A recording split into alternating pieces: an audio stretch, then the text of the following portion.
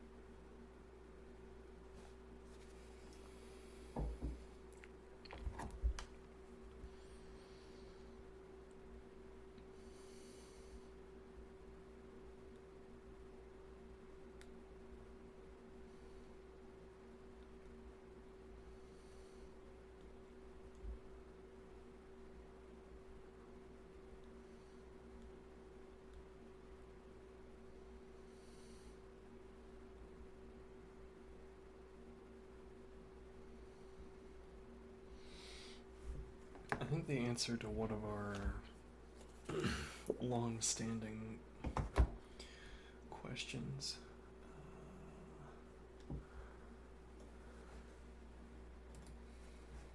I don't have chat out. Hold on.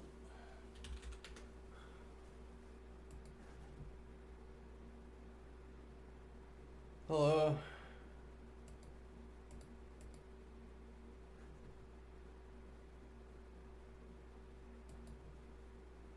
Yapping to myself.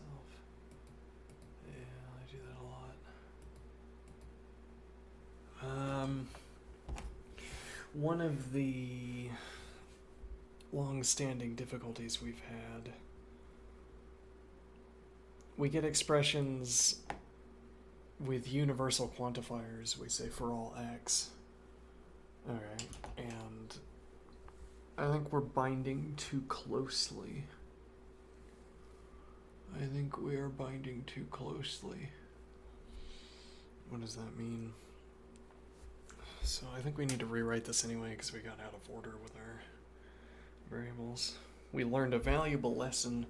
There was no good reason. Well, actually, there is kind of a reason to... There actually is a reason to maintain this ordering. X is an element of the range of A by the domain of A. We need to resolve that, though. We need to resolve the ordering, which means restarting this. So we'll make this commentary point that if I bind the...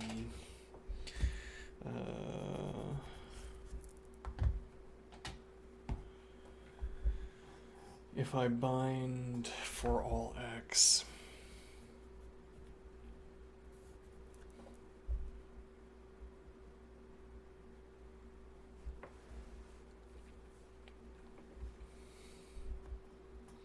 and now I say x is an element of the range of A by the domain of A. Okay.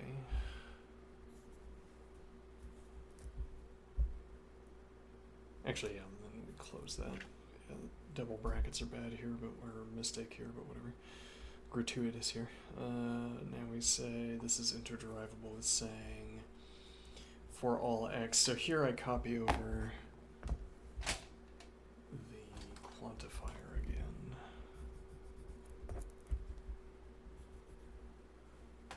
And that is the point of this comment.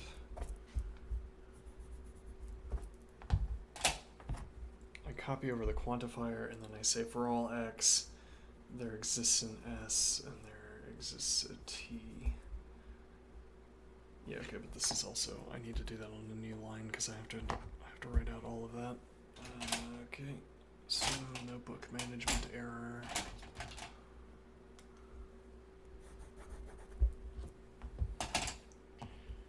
Now I say for all x, there exists an S and there exists a T such that. And now this quantifier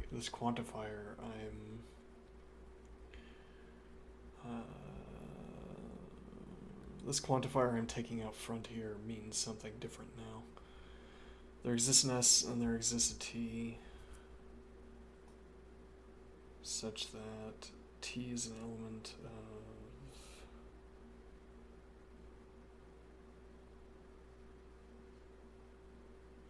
right, so we could say S is an element of the range of A, and T is an element of the domain of A, and X is equal to the ordered pair ST, I think, is what this is going for. Okay, but the point here is about the quantification, so we have our quantifier out front.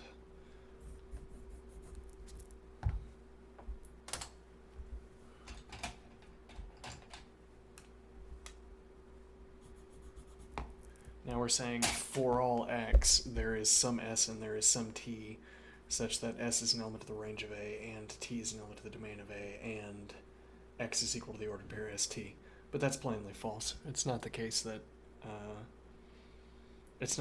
every element is an ordered pair of the form ST.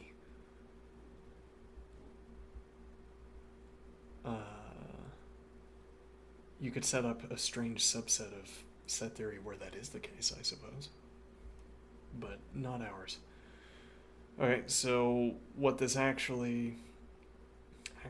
what this tells me is the domain needs to enclose the entire expression. Everything that follows is true of x.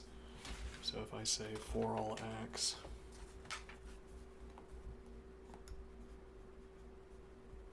now big bracket, okay, I say for all x, the expression that x is an element of the range of A by the... For all x, to say that x is an element of the range of A, Cartesian product, the domain of A. For all x, the expression x is an element of the range of A by the domain of A is interderivable with... And now that's the innovation here.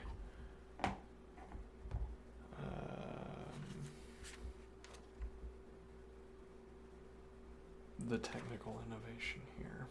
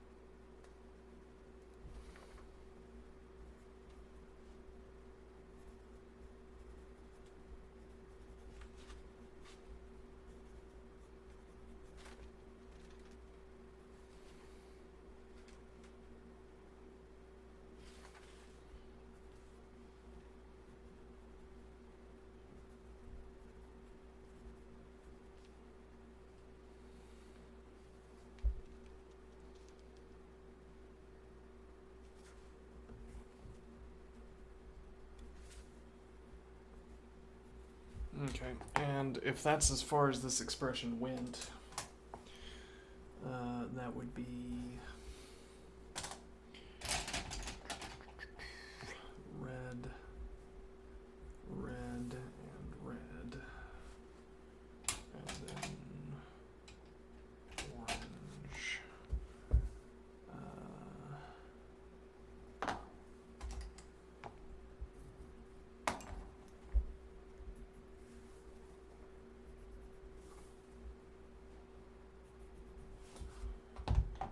Okay.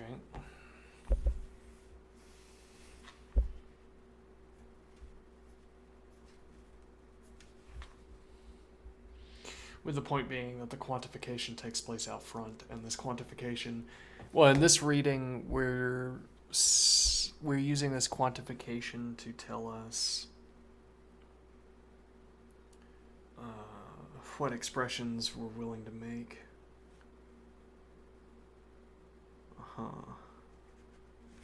What expressions we're willing to make involving x.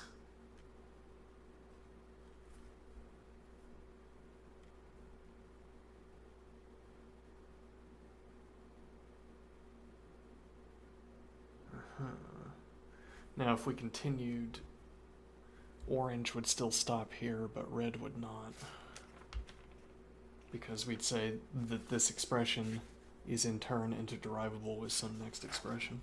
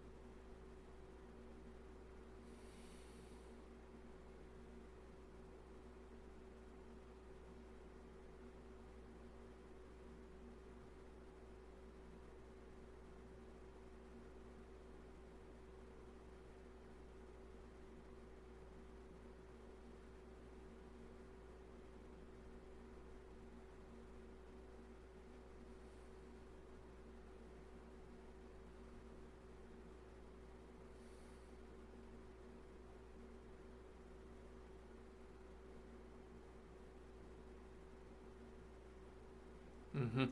Yeah, this is actually supposed to go in the other direction. I think. What do I mean the other direction? So let's also close this off. Okay. So let's get this expression back in here. We're saying there exists a B such that for all x, let's see, x is an element of B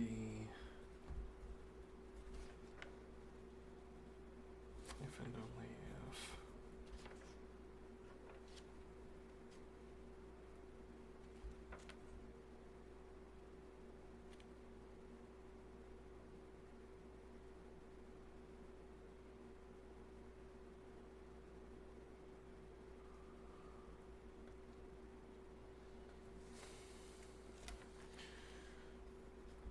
x is an element of the range of A by the domain of B.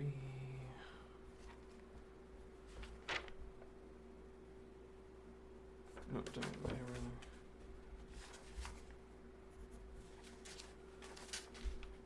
And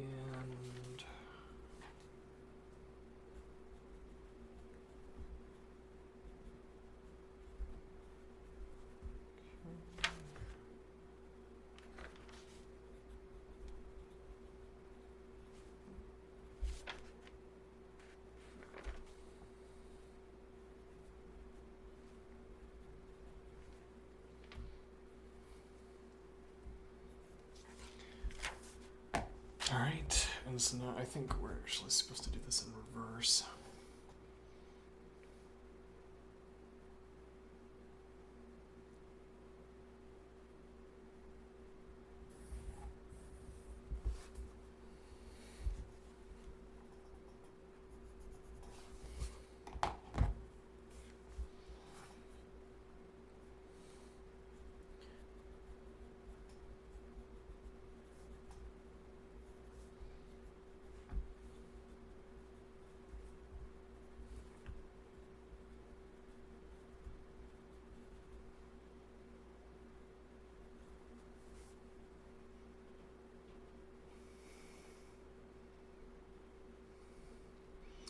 We want to show that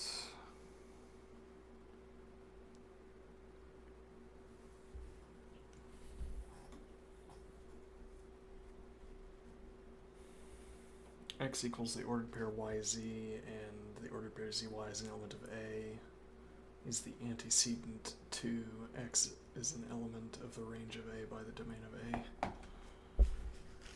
Okay. Not the best way of expressing that point, that statement, but I want to say that this expression is derivable from this expression.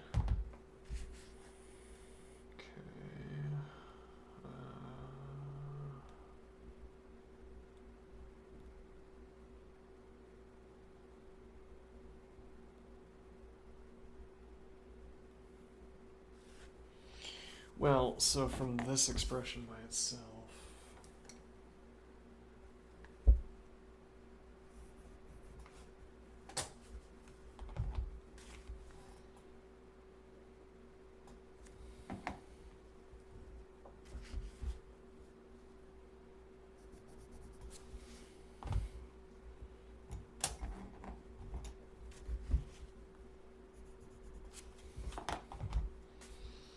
the ordered pair zy is an element of A.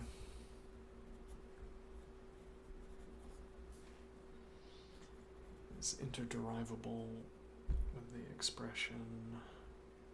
I'm not sure interderivability. Well, we don't really need interderivability either. From the expression, the ordered pair zy is an element of A, we can derive the expression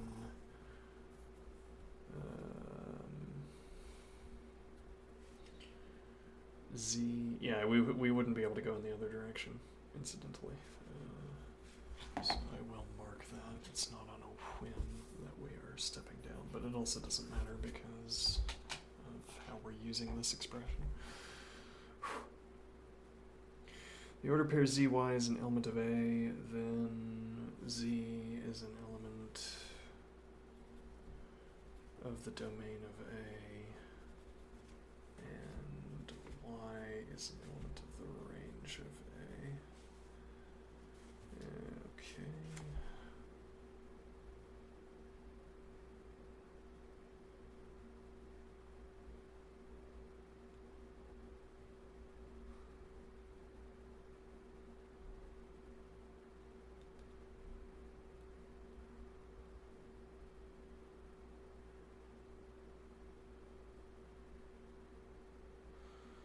What do we want to do with that?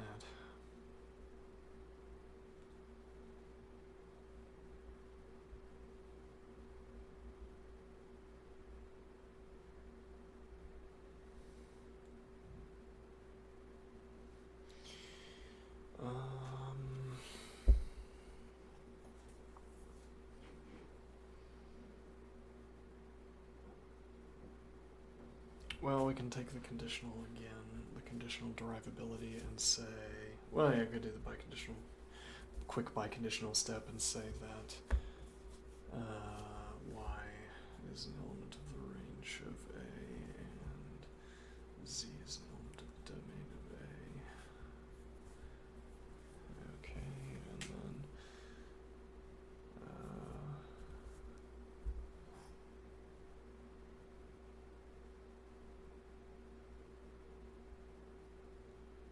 this might actually be biconditional, I think, here. Well, then we're saying the ordered pair yz is an element of the range of A by the domain of A. Okay, then what?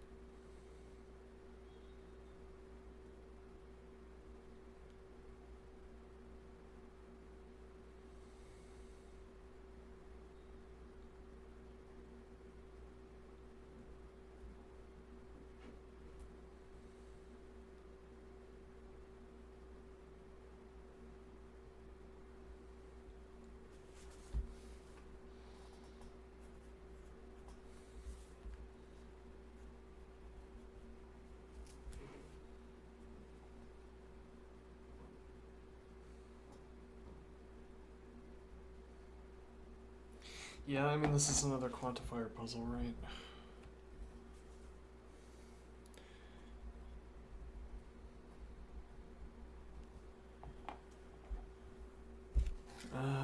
Because here we're getting this expression, which notably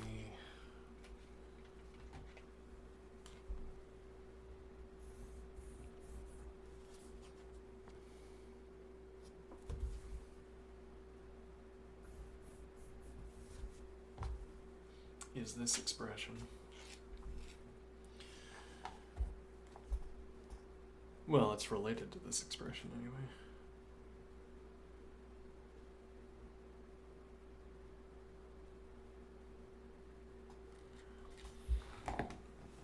Yeah, well, this is, it's, if we're saying the ordered pair yz is an element of the range of A by the domain of A,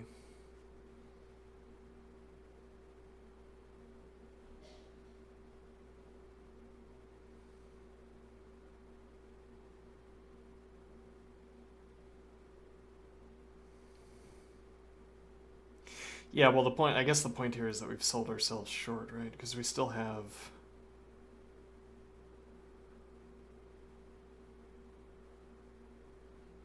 right, let's erase this. So we step back out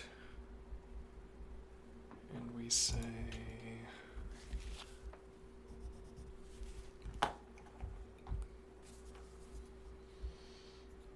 the ordered pair YZ is an element of the range of A by the domain of A. Okay. We'll do a little, put a little proof text on that. Okay. Ordered pair YZ is an element of the range of A by the domain of A.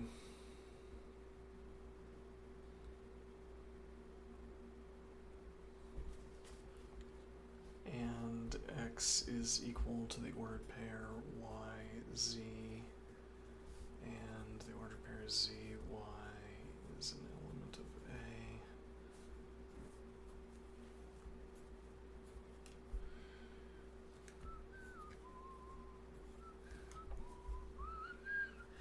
Which is interderivable with the expression that X is an element of the range of A by the domain of A, and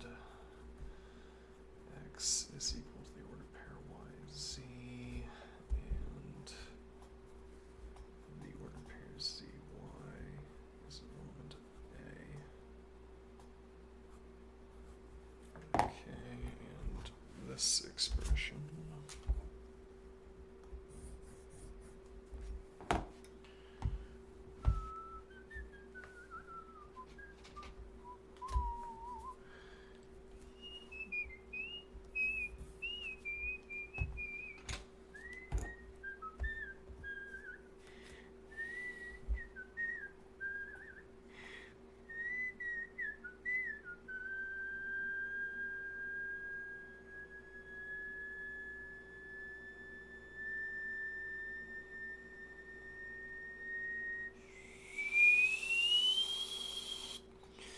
Let me see here.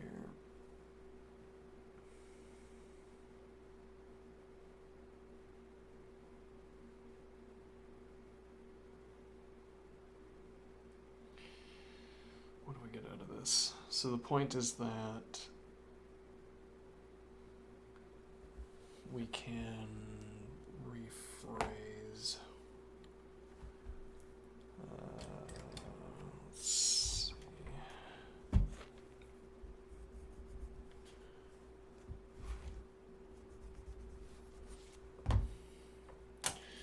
We can rephrase this initial expression. There exists a B such that for all X is an element of B if and only if, and then we only need this expression. And only if there exists a Y and there exists a Z such that X equals the ordered pair YZ, and the ordered pair ZY is an element of A. I didn't end up getting around to talking about why this is a quantifier puzzle, supposing it is. Well, one wonders why I don't care about the quantifiers while performing these manipulations. Whereas I made a big deal about the quantifiers up here. Did I drop the thread? Maybe. No, I don't think I have to. Well, yeah, we don't have to, even we don't want to, make semantic sense of the expressions we're working through. Though,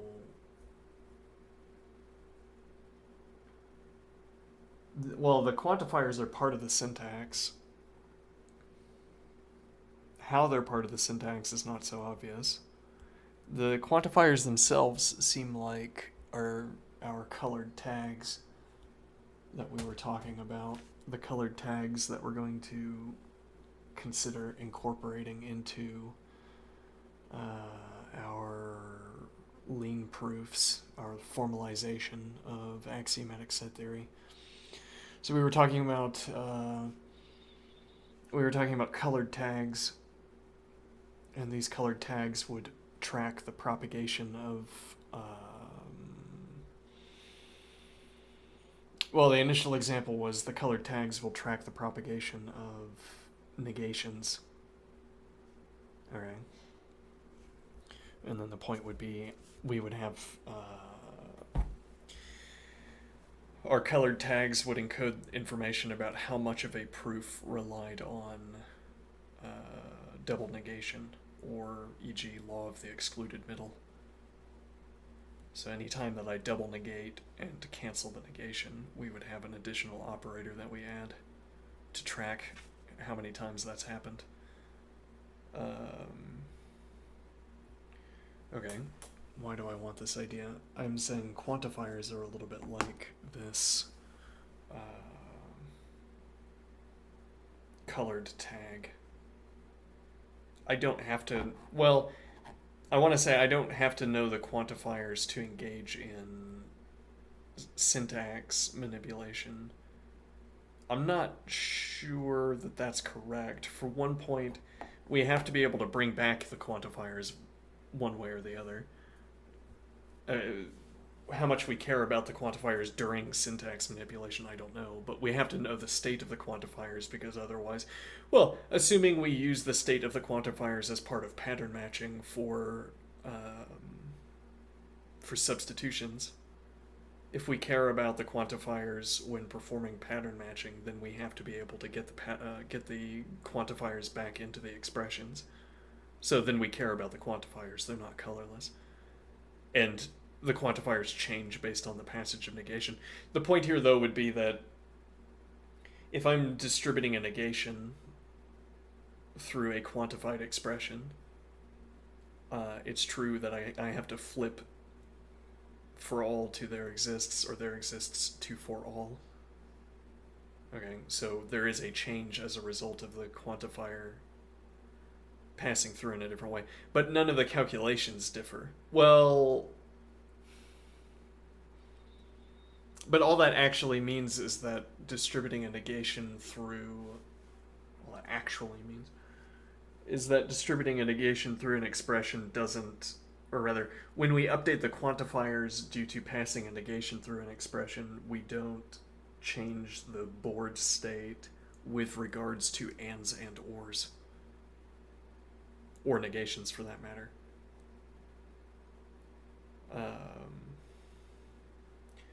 Which means that we don't change what conditional expressions we're able to construct, for instance.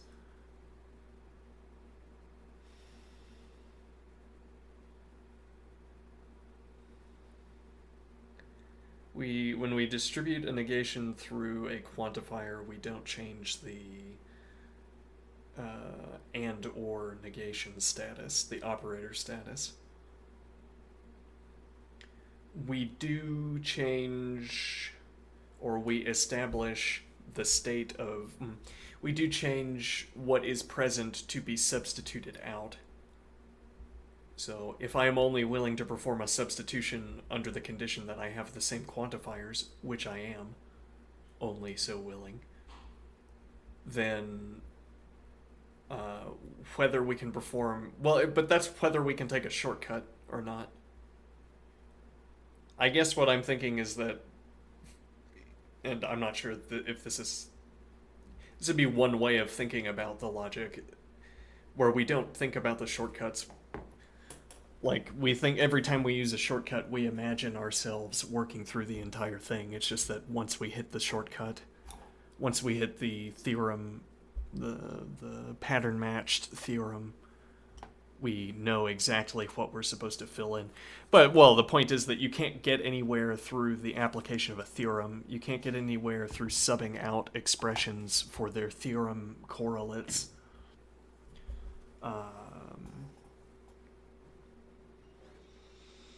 You can't get anywhere by subbing out expressions that you could not have gotten through painstaking direct manipulation of the logical connectives. Okay, and what point is that making? That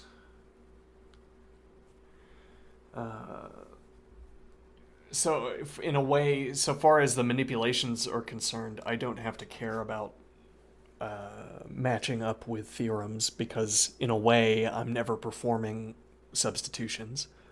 I'm never taking advantage of theorem-based substitutions. Well, effectively because we'd never describe anything we're doing as subbing out for theorem-based expressions. Even if I did sub out an expression for its theorem correlate, I'd say this is merely a shorthand for what I could have done the long way around. Now, if this were more like coding, we would care a great deal about gaining access to our theorems. Like, we could target a theorem to give ourselves a proven shortcut, and then we wouldn't have to write out as many lines. Then, for that approach to logic, where we're trying to minimize the number of steps, well, if not minimize the number of steps, then make the calculations easier, then we are interested in reaching substitution states.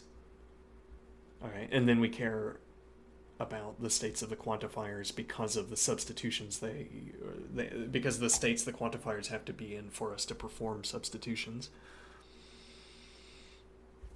Okay, now what is my point here?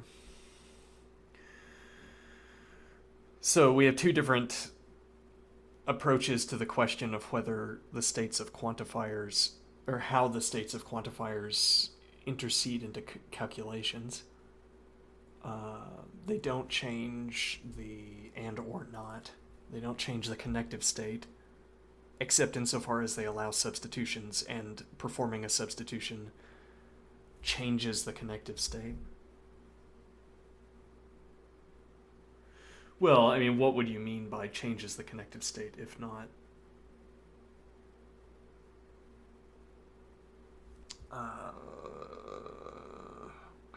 Right. Well, I mean, you perform an inference. You take one step to the next in a calculation and inference,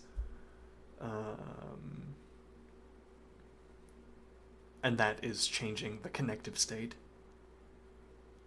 of the. It's changing the state of the logical symbols, and well, substitution is similarly a step, a mechanical step that changes the state of the connectives.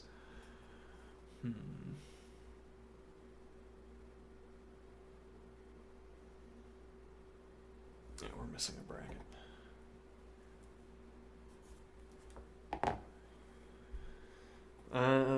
Okay. So the question about whether I care about connected, or whether I care about quantifiers. Or rather, the question is, why didn't I have to care about quantifiers during all of this? I made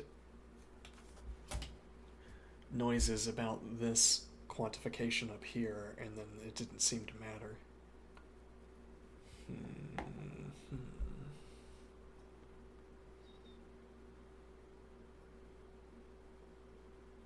And again, I guess the point remains that the quantifiers. Well, okay, so I mean, it's a point here that, yeah, again, the quantifiers don't change the connective state of the board. They change whether we're willing to perform a substitution. But for that matter, if I say, if I have, let me do a comment here.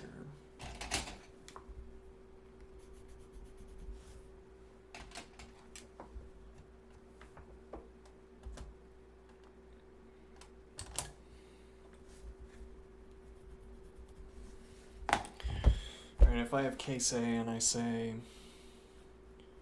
for all x,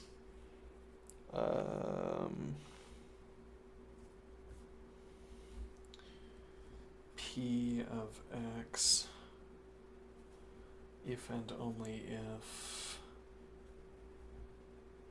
for all x, Q of x.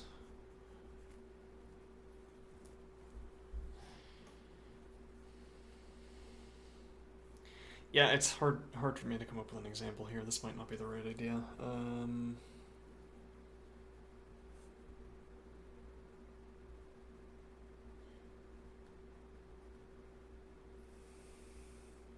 Yeah, we're gonna have to do it harder way. Let me see. Call this notebook management. Okay, let's try again. So.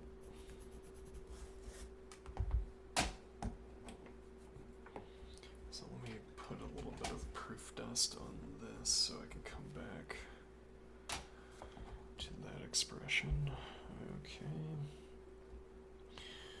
Now, so going back up here, I say...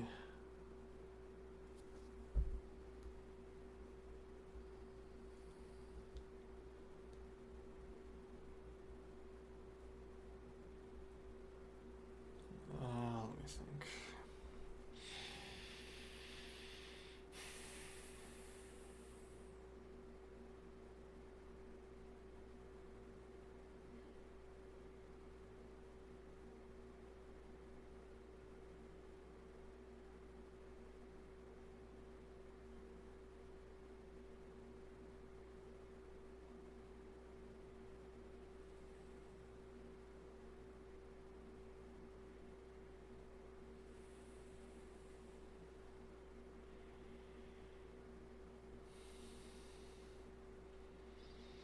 And I'm trying to think of a case where if I have a... If I place a universal quantifier, like if I repeatedly place this for all x, so I say there exists a b such that for all x, x is an element of b if and only if for all x, x is an element of the range of a by the domain of a, and there exists a y and there exists a... So if I don't enclose the entire expression, the syntax doesn't turn out right. Is that ever the case, though? Well, I mean, there are cases where the semantics won't turn out right. You won't be able to make sense of what you're saying.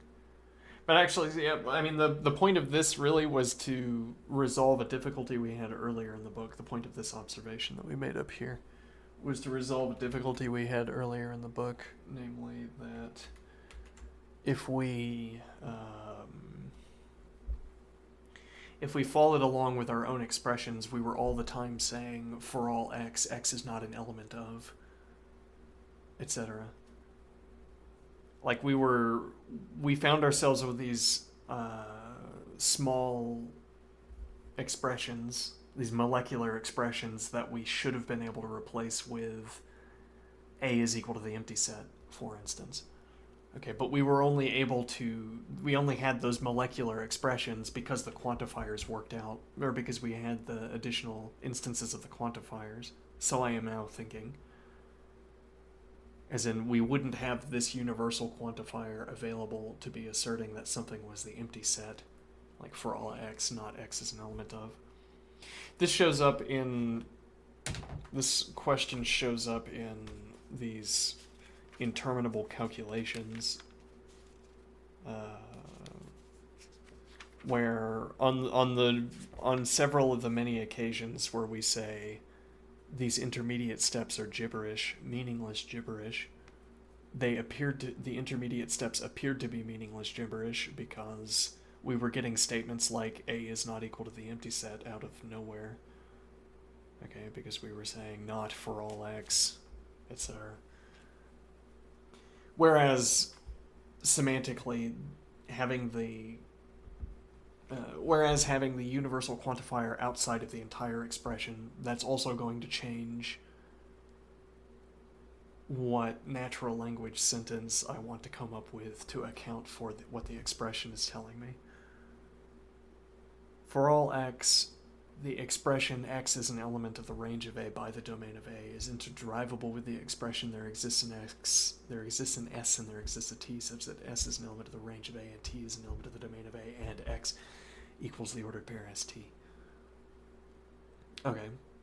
Now the semantics, the natural language sentence template was for all x, the expression x is an element of is interderivable with. And this is not saying for all x, x is an element of this if and only if x is an element of something over here.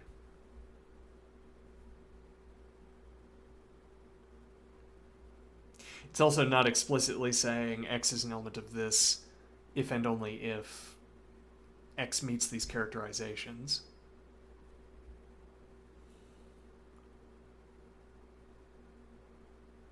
Because instead we're saying the semantics lead us to this other sentence, which is that this former expression is interderivable with the latter expression. which at any rate is a satisfying way to make sense of what these expressions are telling us. Interesting.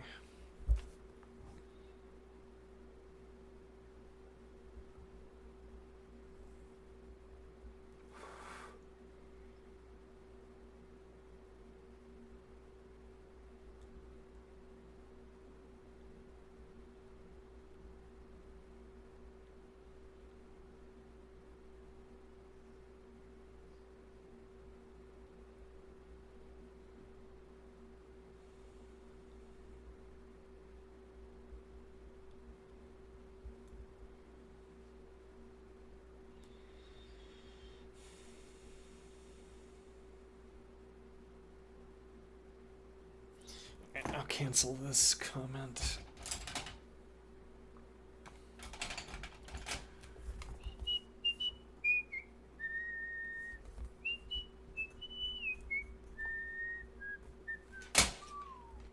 Now what do I want to do with this expression?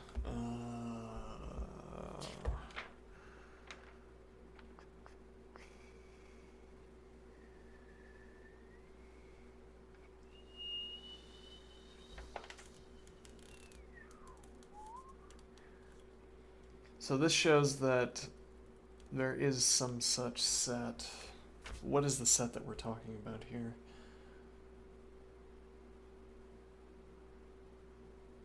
There exists a B. So this would be the. I think here. There exists a B such that for all x, x is an element of B if and only if there exists a y and there exists a z such that x equals the ordered pair yz and the ordered pair of zy is an element of A. Okay. Which has something to do with the definition of.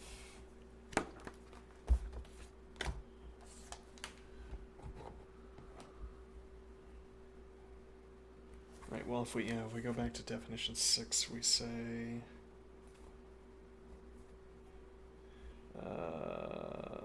for all C is an element of A inverse. I'm not sure if that's the correct wording for that. If and only if interderivable with the expression. No, yeah, I guess that would be an if and only if, but then. Yeah, okay, fine. If and only if C is equal to the ordered pair. There exists an X and there exists a Y.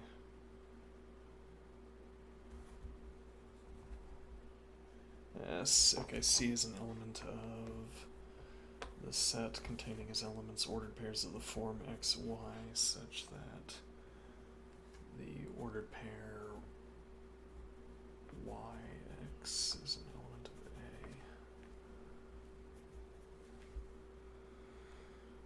A. Okay.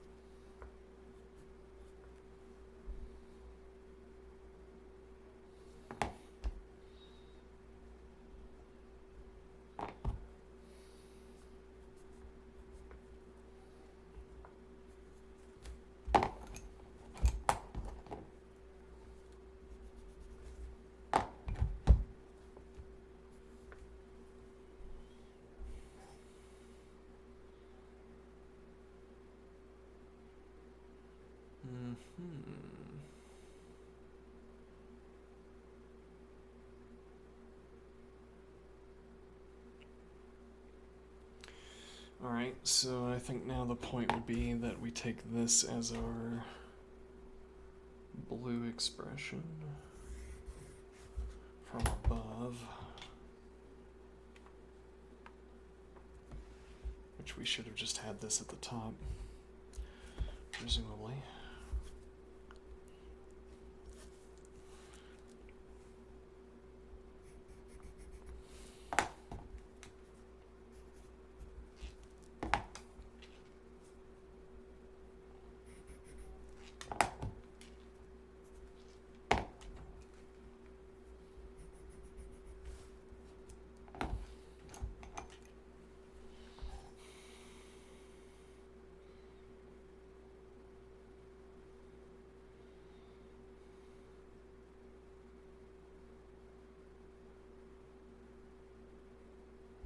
What are we trying to prove? Oh.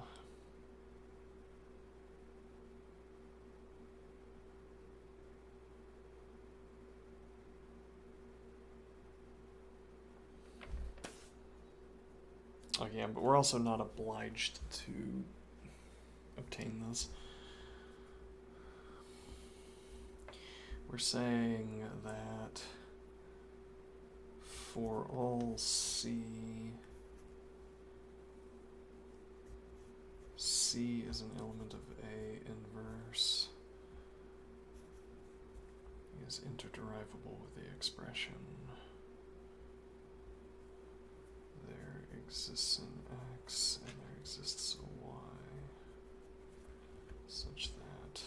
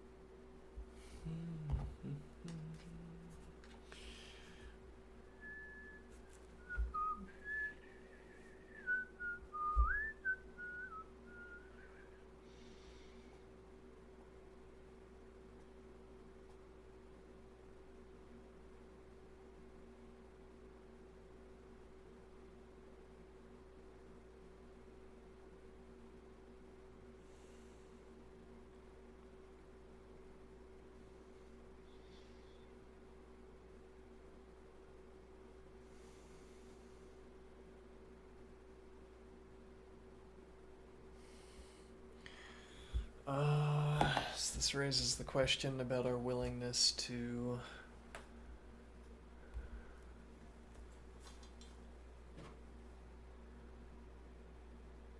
for all C.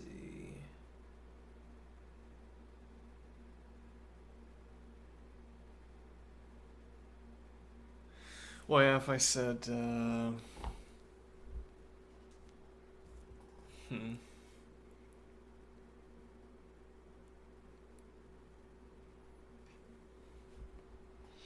Okay, if I said P and Q if and only if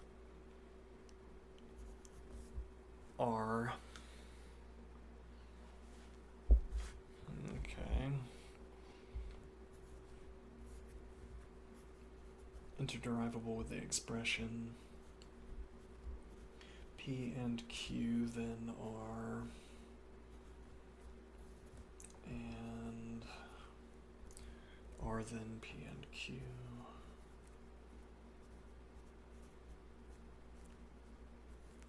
Interderivable with the expression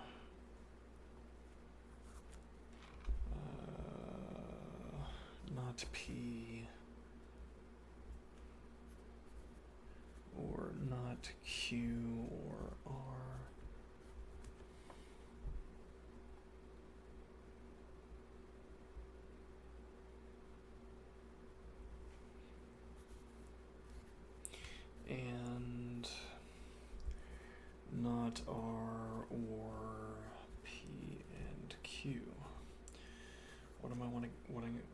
What am I wanting to get out of this?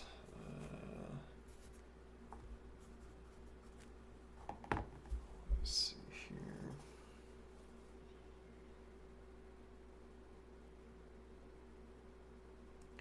If I say P and Q if and only if R, am I justified in saying P and Q if and only if R and Q? And the answer seems to be yes, but I would prefer to have a mechanical accounting. How do I obtain that mechanical accounting?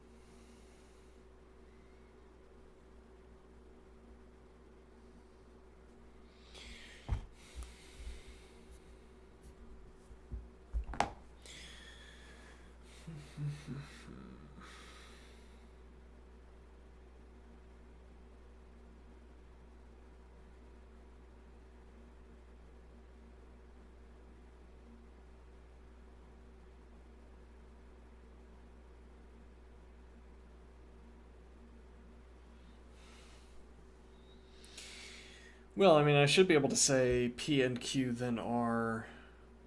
Yeah, if I say P and Q then R and P and Q. Okay, then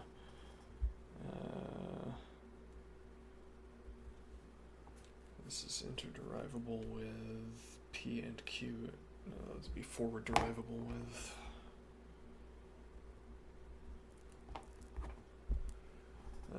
P and Q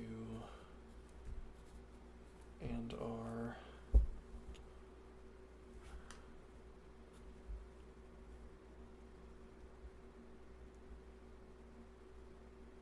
Which is forward derivable with Q and R. Okay, and if I say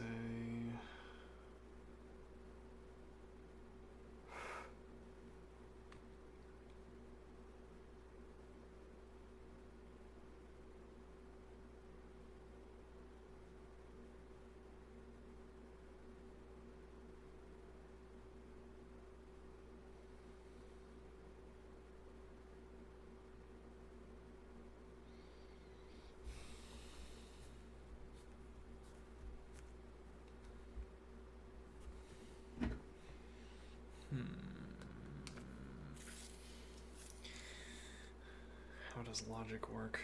I ask myself this question every day. How does logic work?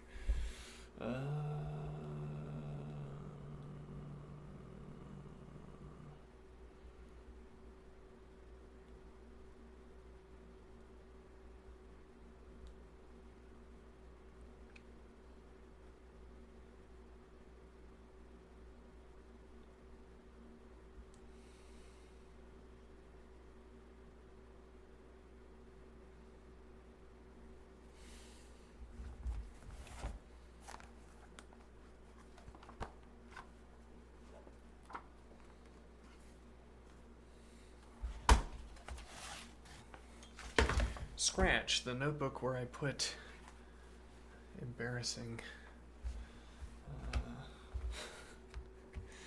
If it would be embarrassing to work out a calculation, I do it in Scratch. And then I don't have to admit to having done the calculation.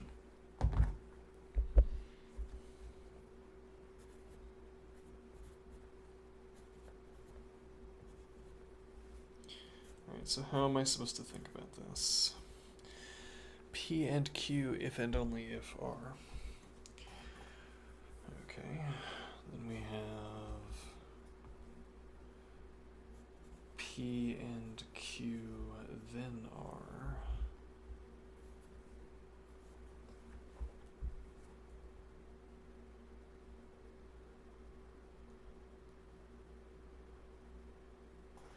Let's bear in mind that one of these is the interesting expression.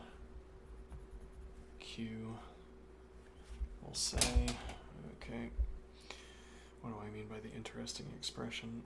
So back in the book, we have C as an element of A inverse, and then we have the expression C is equal to the ordered pair XY. Okay. So now suppose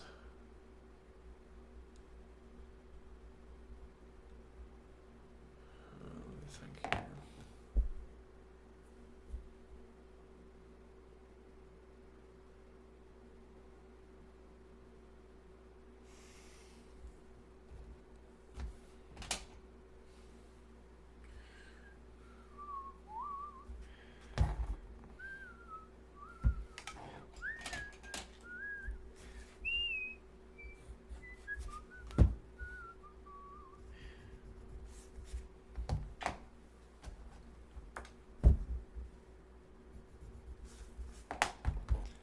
So if I say that Q is false, if I say that P is false, then we have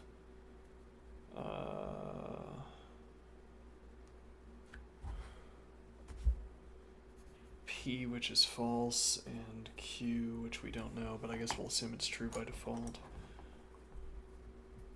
Which makes this expression false, makes this expression false, and makes the entire expression true.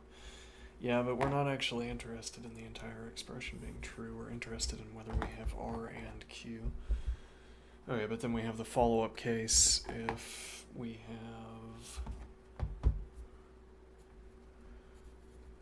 R, then,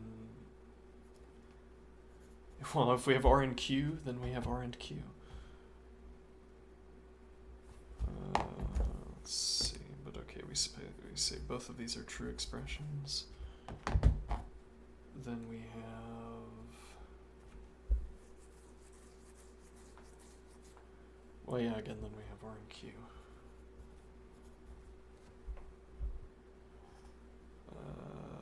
If we instead say, I don't think this is the right idea. Let me think.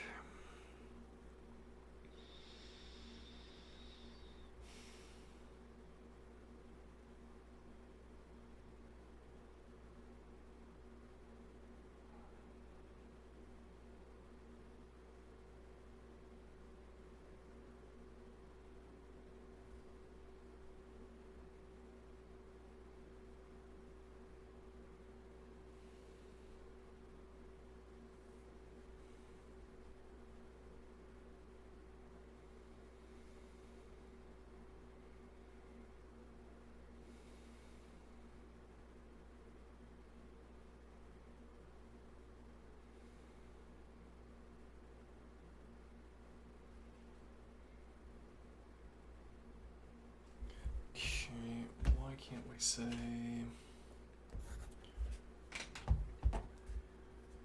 P and Q then are is interderivable with the expression not P or not Q or R. Okay, and then I would have,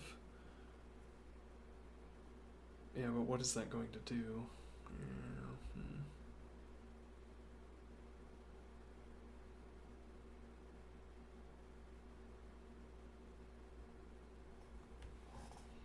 Well, this is interderivable with P then R or Q then R.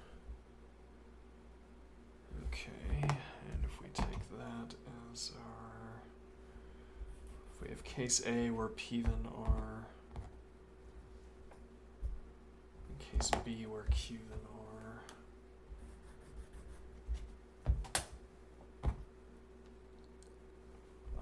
like that's not the right idea either.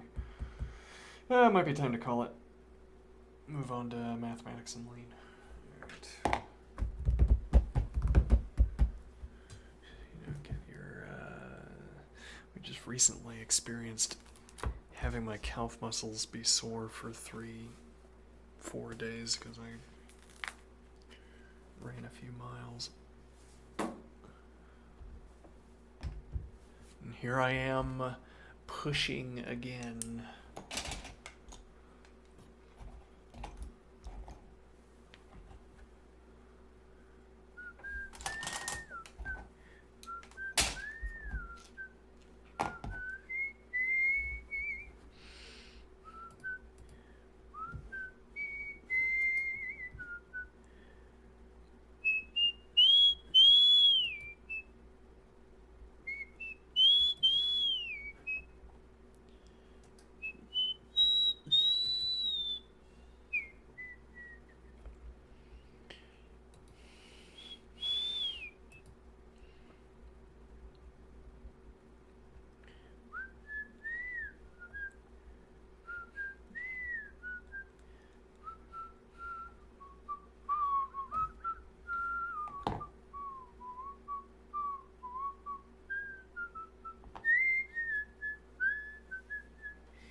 Alright, I'll be right back.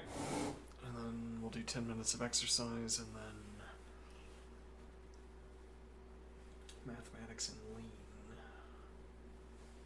We're gonna learn. I guess I should get my notebook open.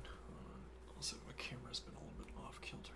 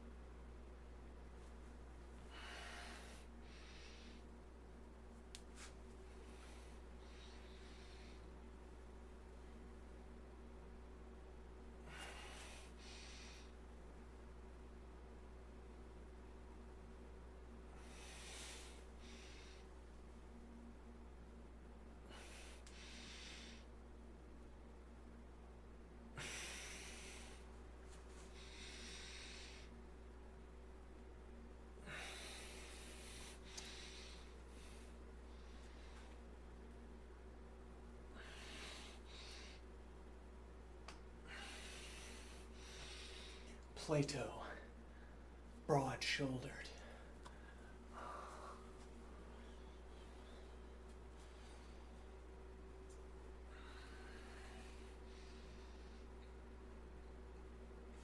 Though if I continue with this exercise, I will be sore-shouldered, injured-shouldered.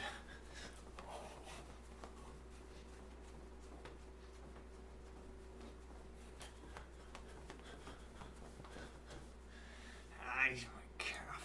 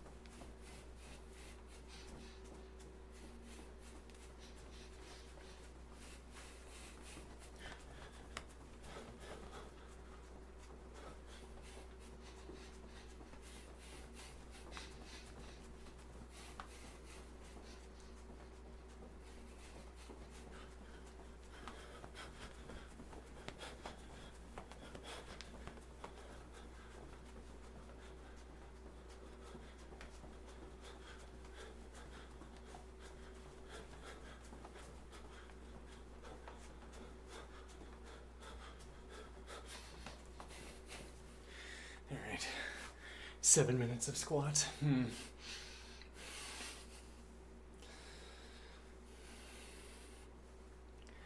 Calf is not quite there.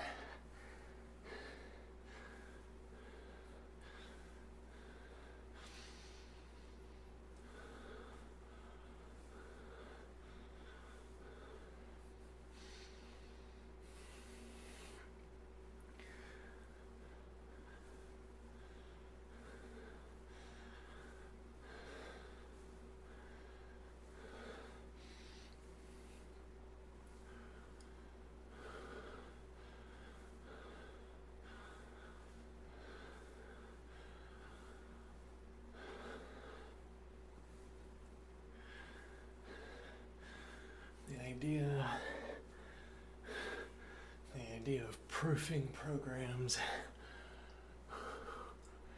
What a fun idea. A market for proof certificates.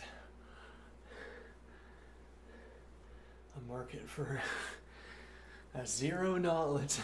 Let's perform the litany again. A zero knowledge market for certified efficiency increases. Identify something in your code that can be swapped out for an efficiency boost and with no dropped cases. Or I find a place where your code drops a case. Ooh, it's an error waiting to happen. How much do you value not running into that error?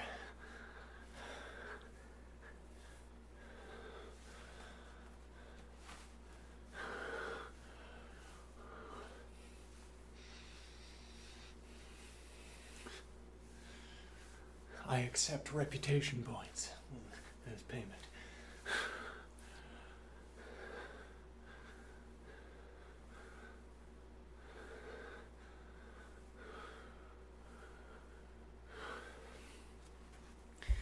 Fun idea. Whether that idea can be realized or not so clear.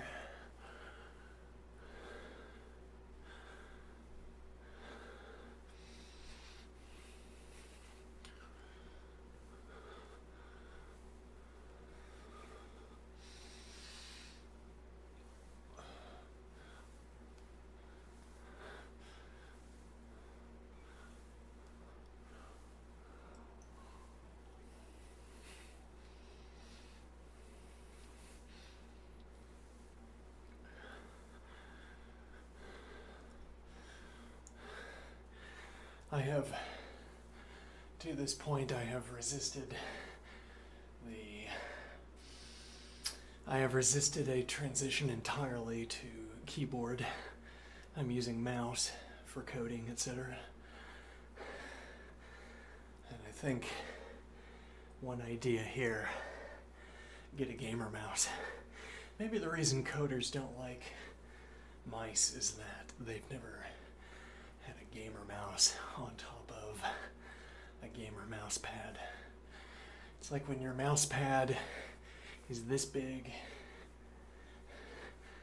Yeah, I can see that a mouse is not going to be the most effective tool. When your mouse pad is this big, and you have pinpoint accuracy,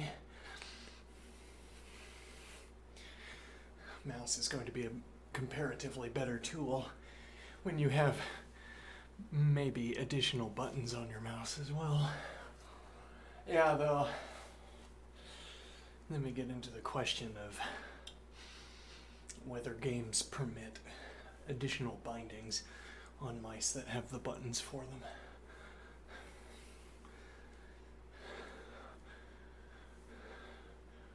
But okay, or just a higher precision mouse with no extra buttons. Though the extra buttons would be a good argument because you could bind regularly used right-hand buttons to your mouse, right-hand keys to your mouse. So if your right hand is on the mouse, you haven't lost access to those keys in particular. And these would need to be something you can bind, rather, what you bind to the mouse buttons would need to be right-hand keys that you can't bind to the left hand. So for instance, I have caps lock bound to return at the moment, to line break or whatever you want to call it, and I have the tilde key bound to backspace. Alright, then I don't need enter and backspace, return and backspace bound to my mouse.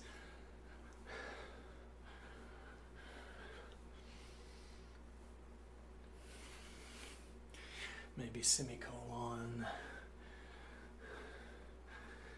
I might bind open and close parentheses, open and close brackets. Depends on how many extra buttons you have.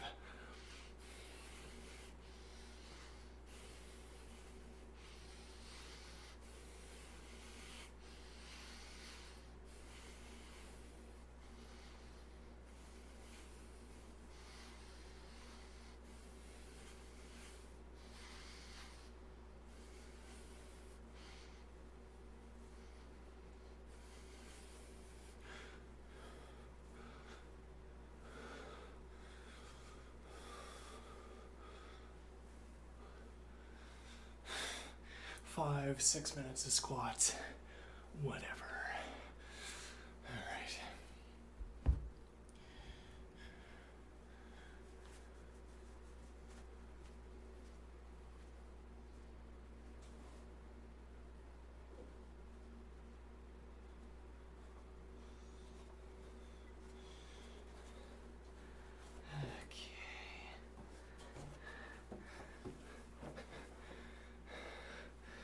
I guess we can keep the stream title paperwork.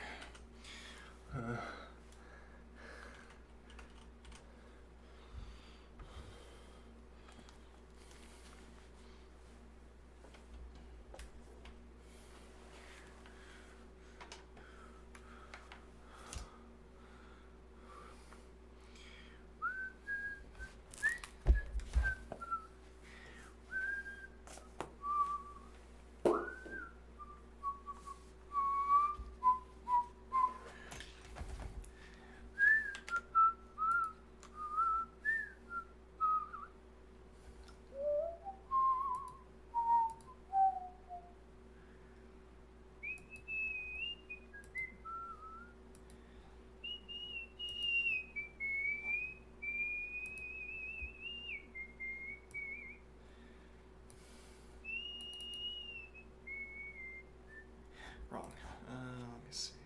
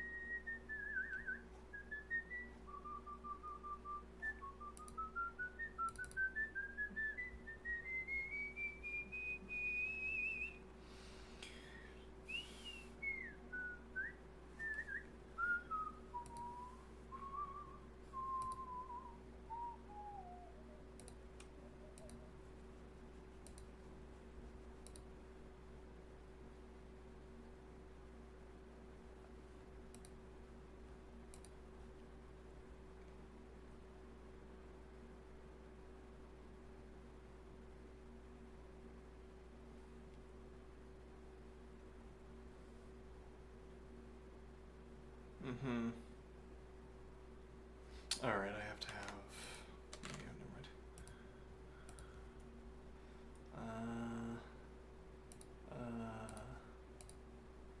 There we go. I think,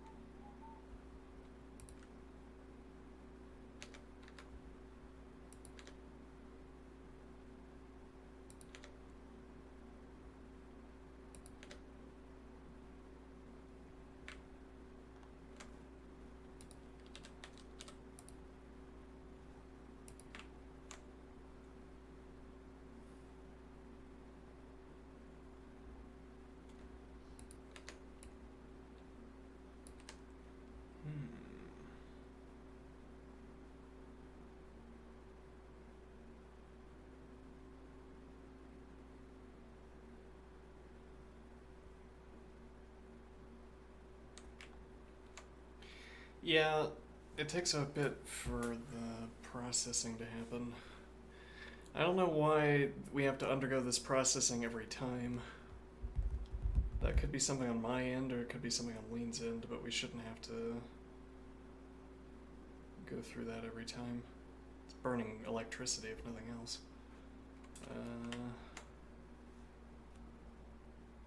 Alright, so...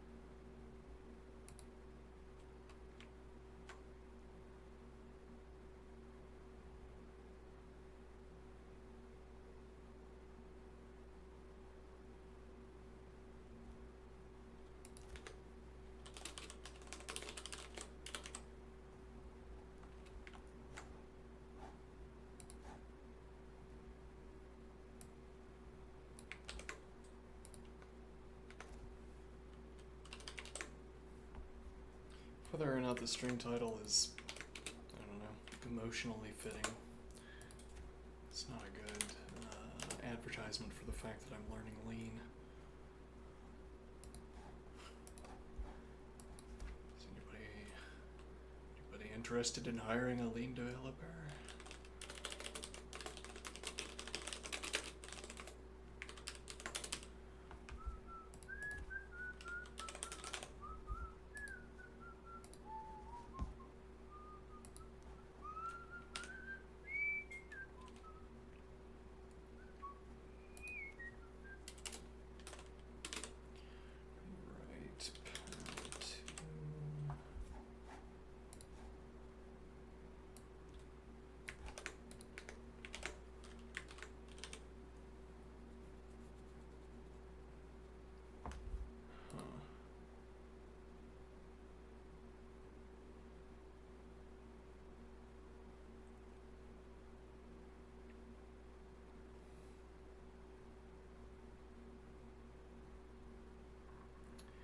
Didn't do anything.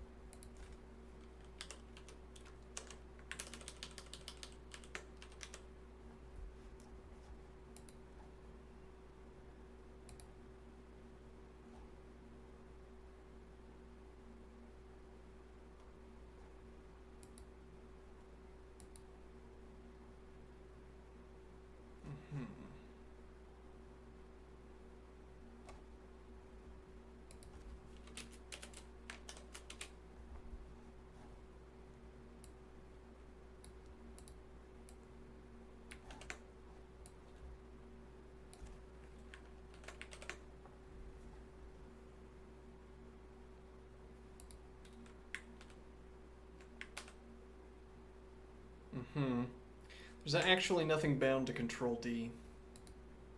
Even in VS Code, nothing bound to Control D. Astounding. Hold on, what about Racket? What about Control S? Yeah, something bound to that. No? Neither Control S nor Control D. Control S is save, Control D is... Alright, so we can't bind anything in Racket. Well, actually that's convenient. Alright, let's change... well, not an inconvenience. Let's change...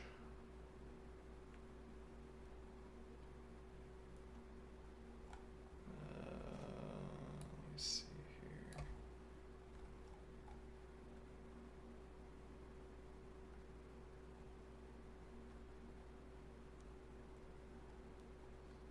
We could do Control S for the comment in Lean.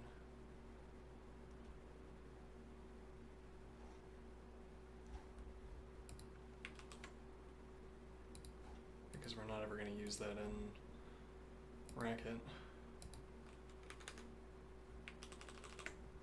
Alright.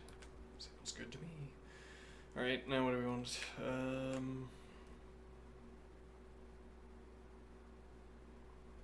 What are we trying to prove? Oh, okay, so now let's get... okay.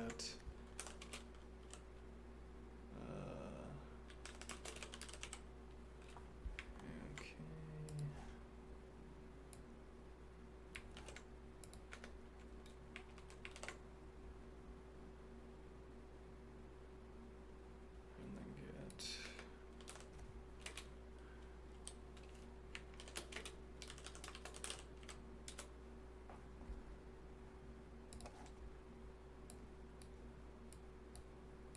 Imagine if this was really difficult math I was doing right now. I was just cruising through it.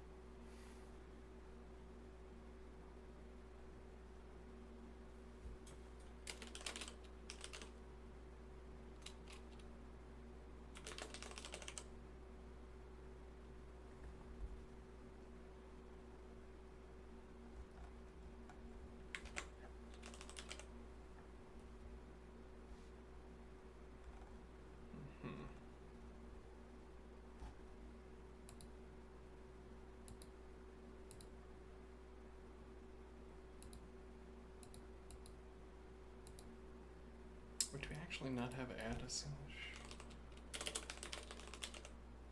We do. Uh-huh.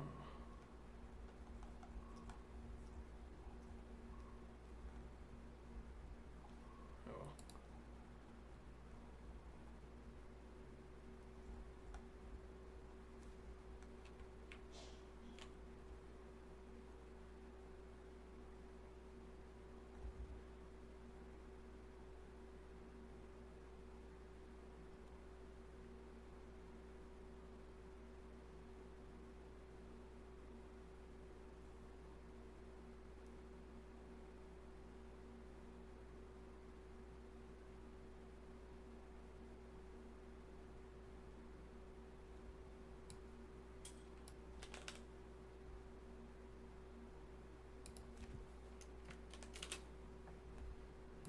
Yeah.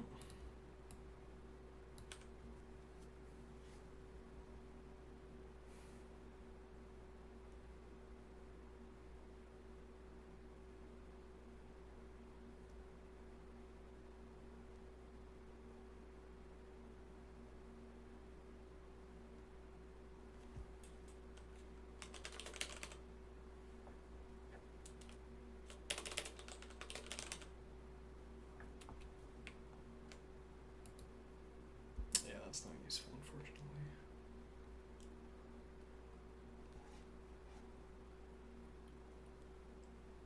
Wait, what?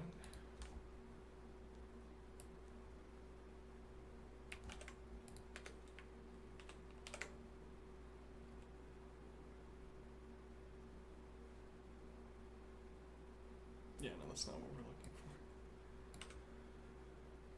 Hmm.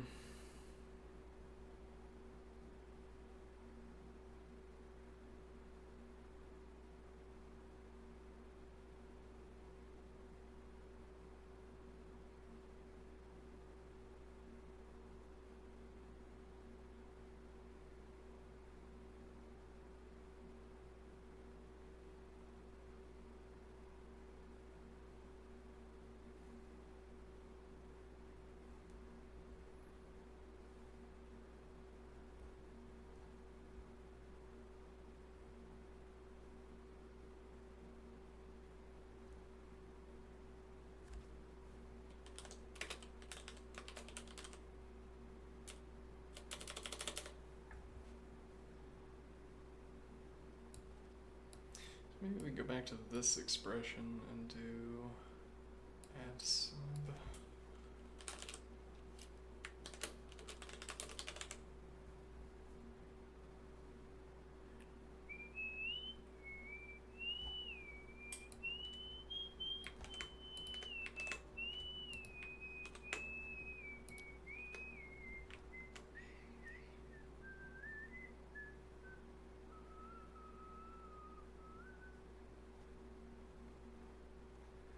Does the author want us only to use these? Because we can do that, but we can try to do that.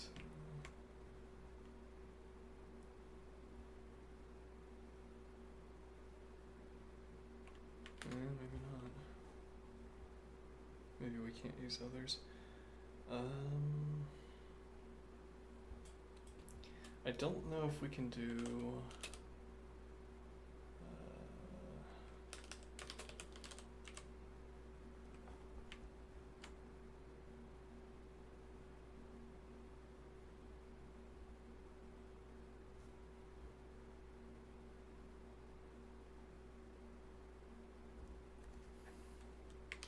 Yeah, I think we'd have to adjust that. Nope, never mind. It's gonna let us do that.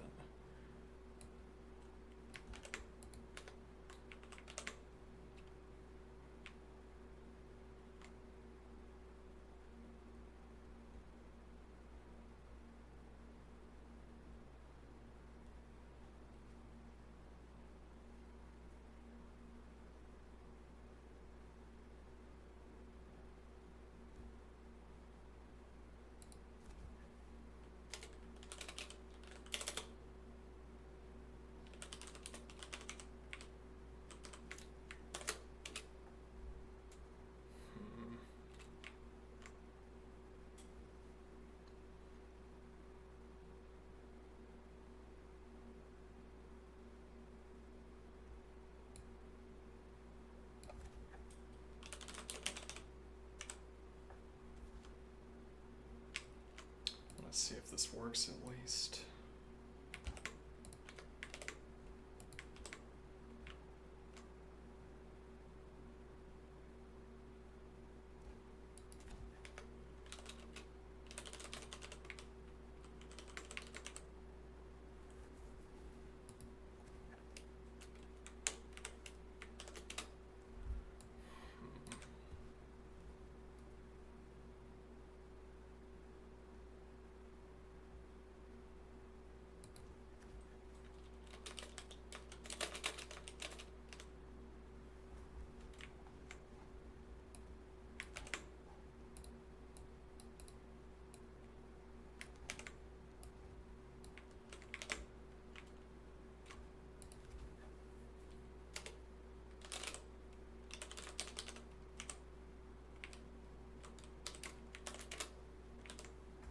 It does work. Interesting.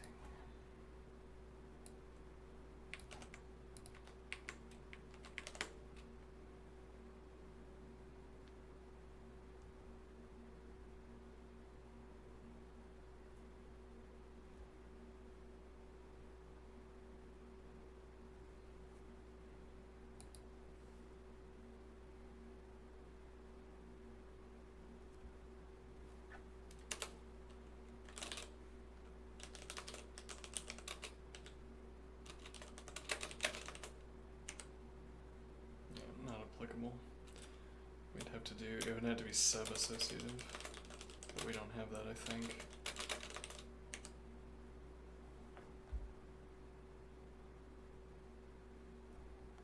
Why we have add associative and not sub-associative, I don't know.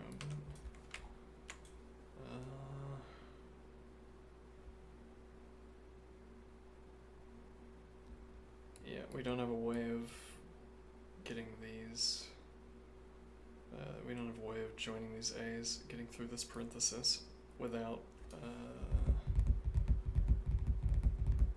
sub-associative.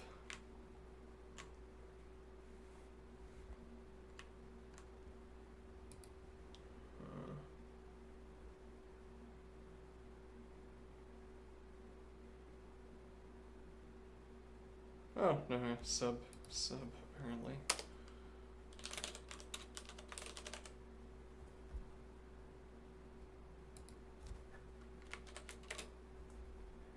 Okay.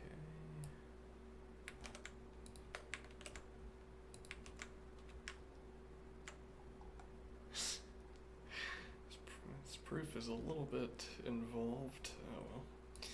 Alright, so now we're gonna have... Wait a minute. No, yeah, this is right. Let's see, rewrite, add to 0. No.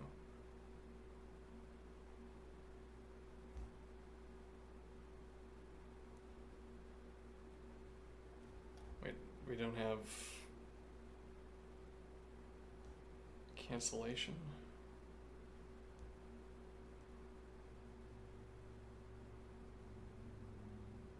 No.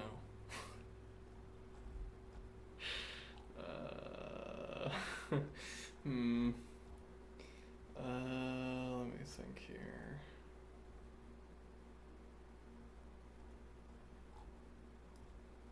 The theorem that a minus a equals 0 is what we're looking for. I feel like we had that at some point.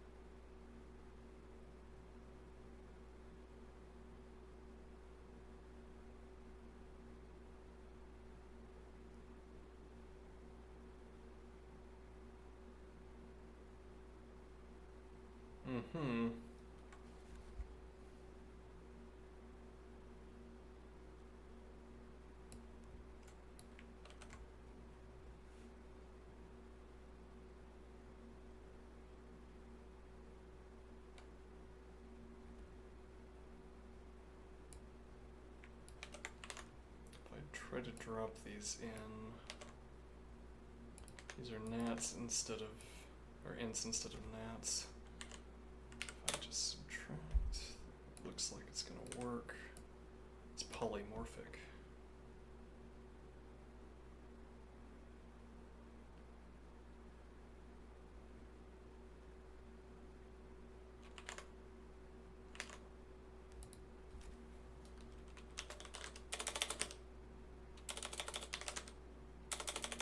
Crisis.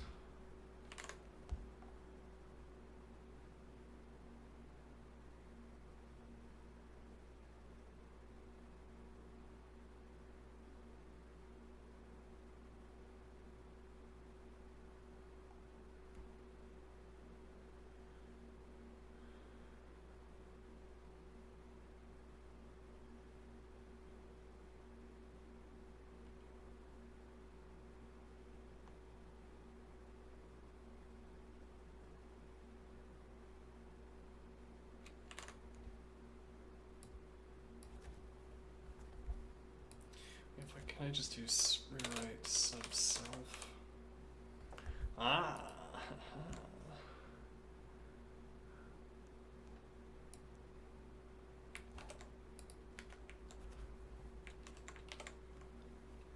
Okay.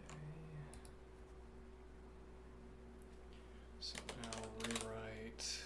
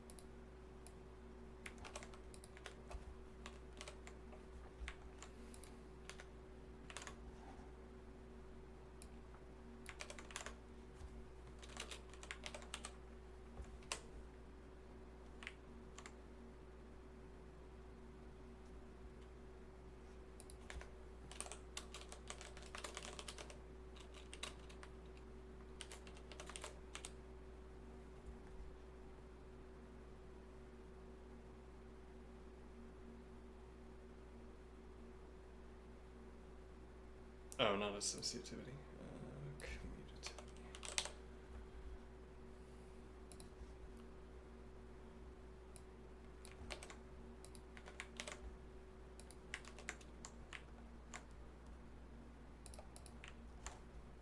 I like the certainty to it.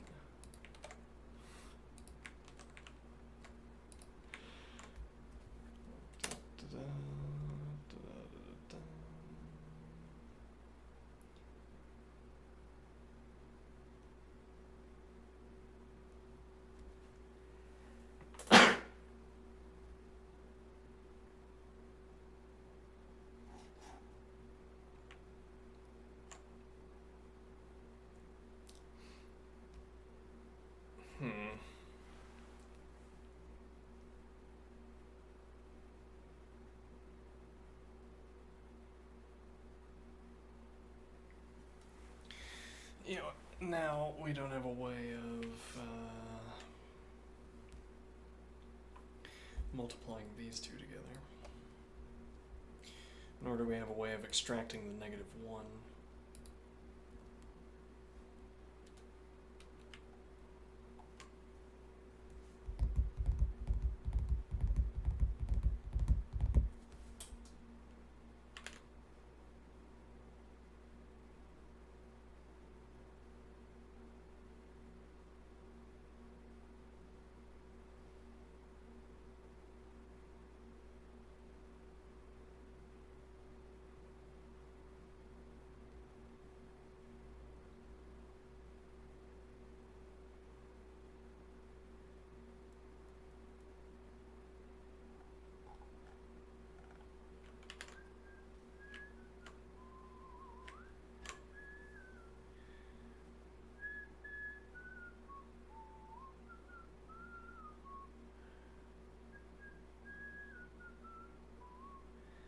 Yeah, we need to do mul associative to get the B and the B together.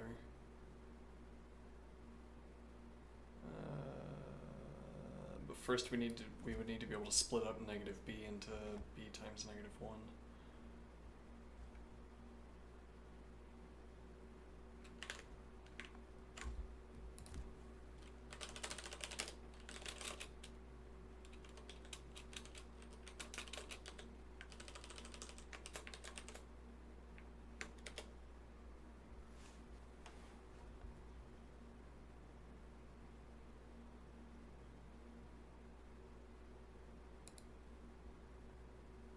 Yes, however,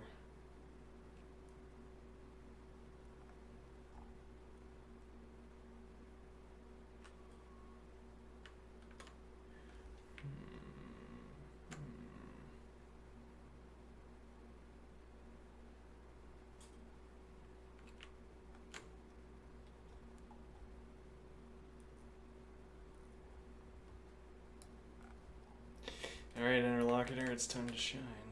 Let's see. Oh, where did my...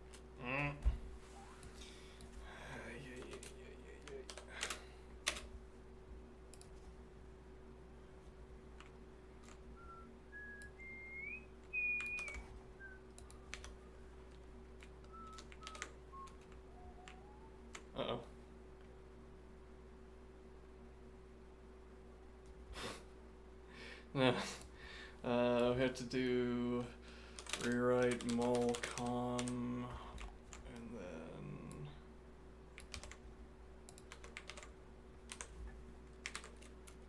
then it's just, it keeps going. I don't know.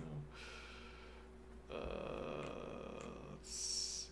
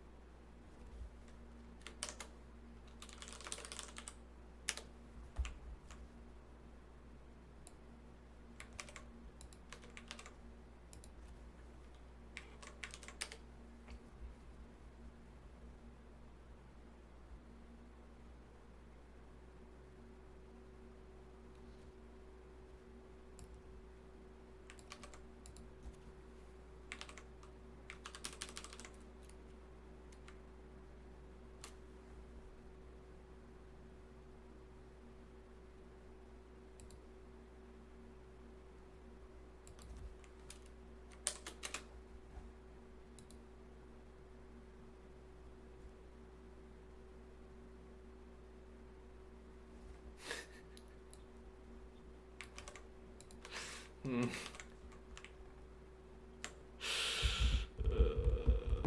Okay, let's see.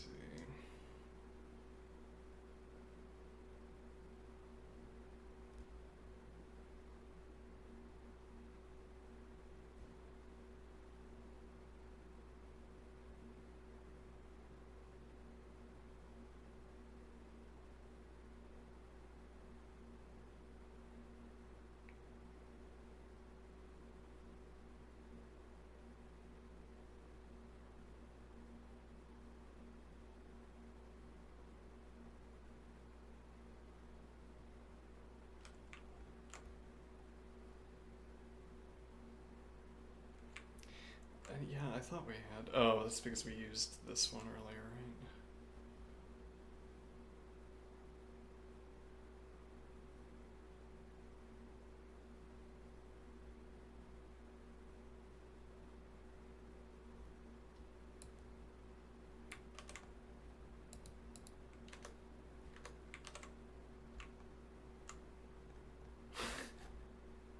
We didn't. We did.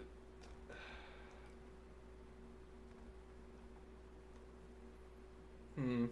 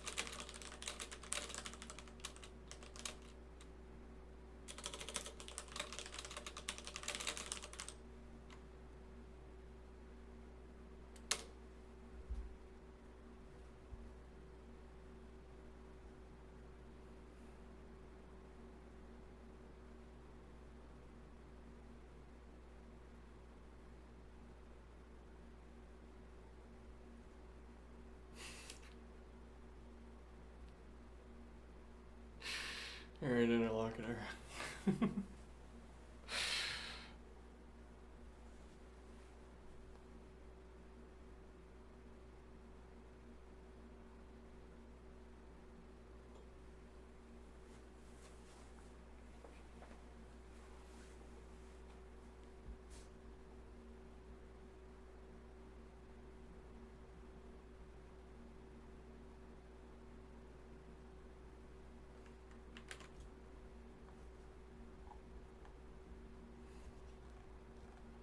We had to draw in a few extras.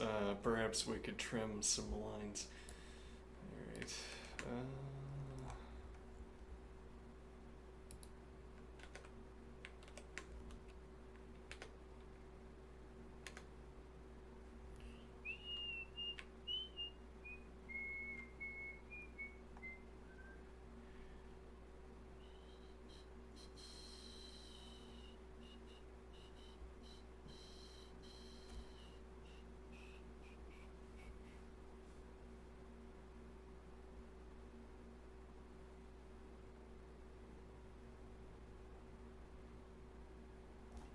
What happens if I start with mul sub instead?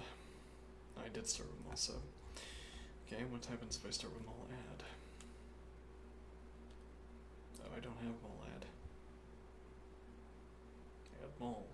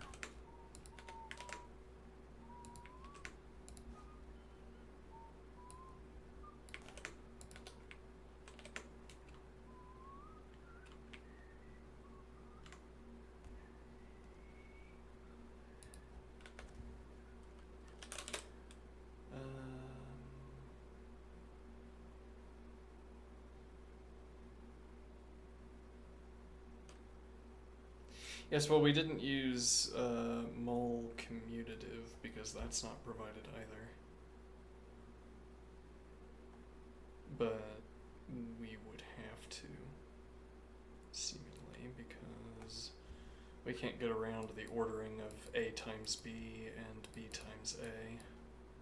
We have to perform commutativity.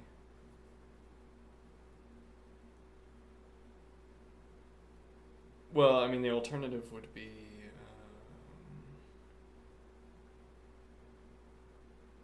the alternative would make, well, no, I don't think the pattern matching is going to allow us to extract a B or the B or the A. Because they're not in the correct positions to both to be extracted. This add mul. Is it add mul?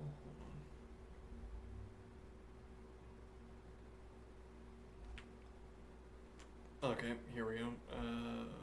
Mul sub. A times B minus A times C. But we don't have A in the first position in both cases. So we can't extract like that.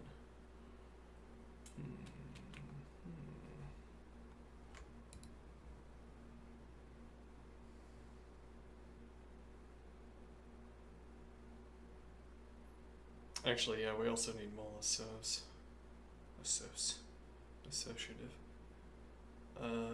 Actually, that we don't have to have mul associative, I think, right? Because we could do.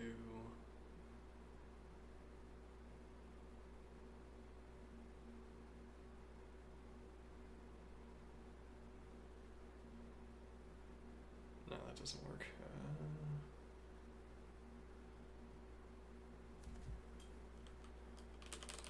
Mul com BA.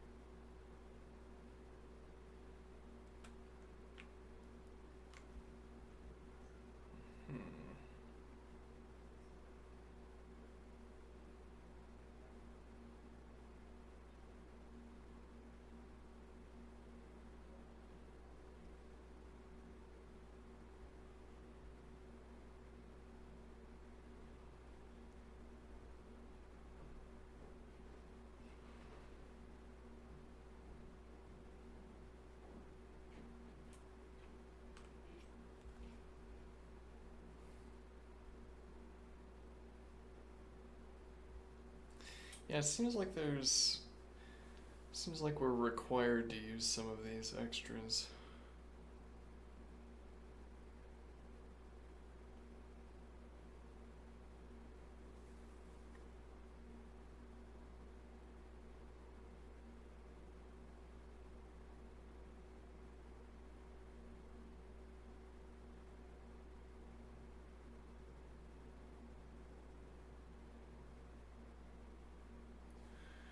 Actually, what if we go back?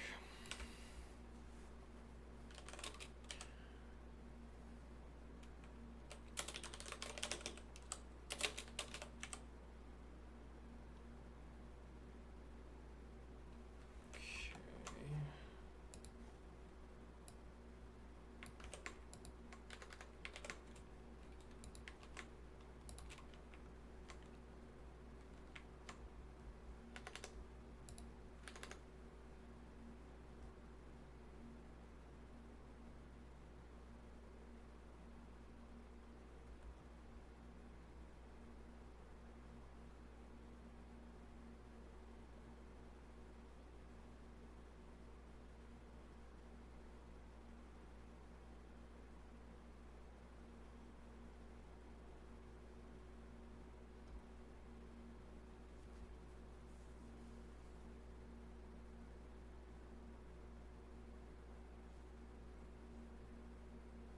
Well, yeah, at minimum we have to be able to cancel.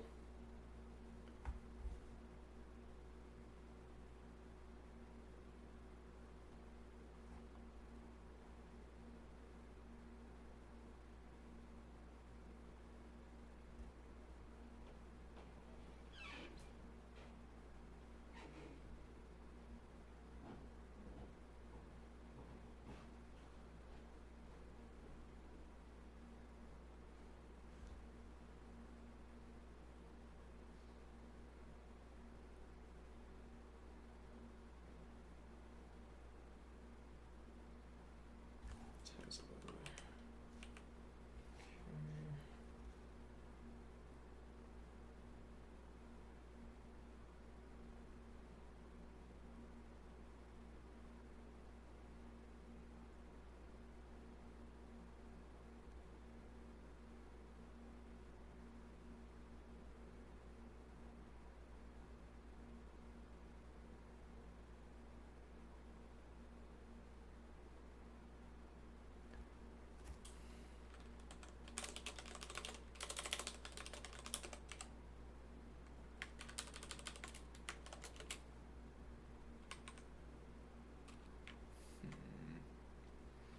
No, yeah, we'd have to use this one again.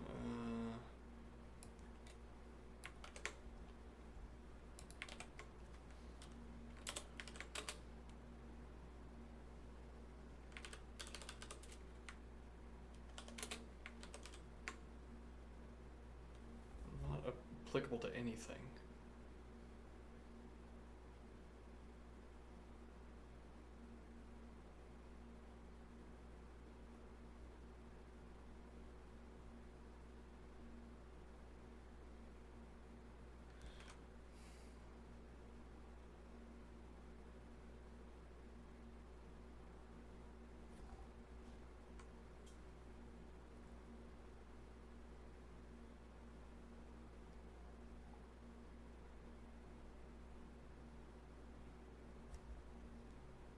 Sub equals add negative is, I think, what we were going for here.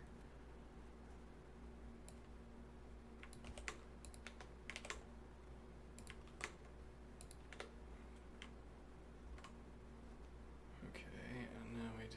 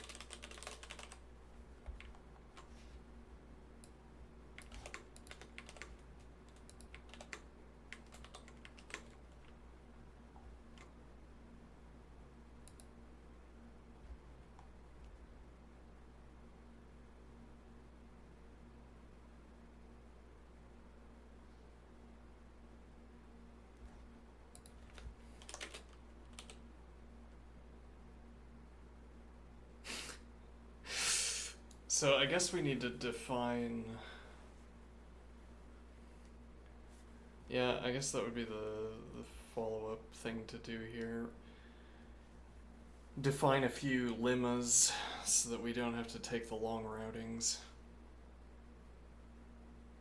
So in this case, our lemma that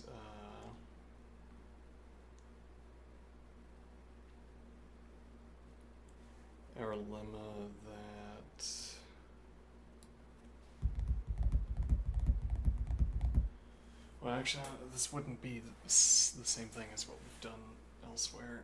Hold on. I think.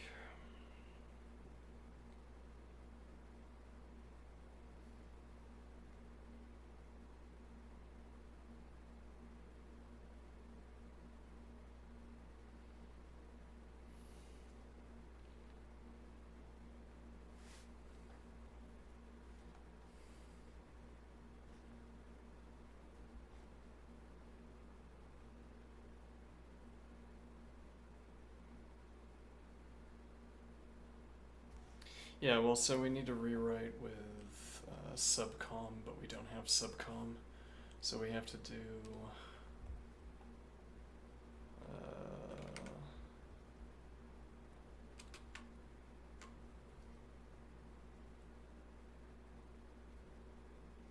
sub equals add negative again.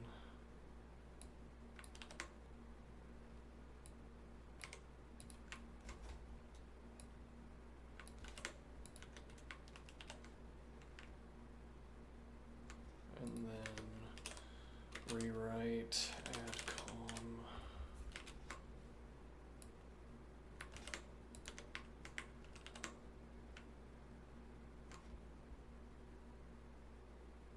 Oops, add com a and negative b plus a.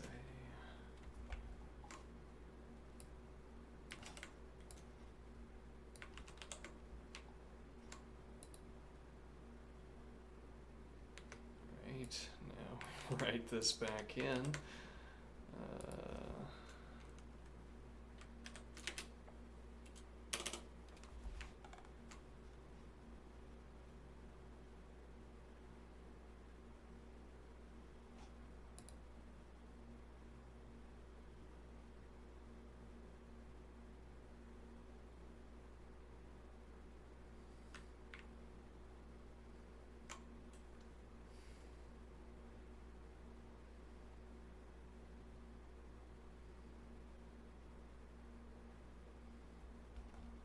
Okay, this is gonna end up being just as long, and we still used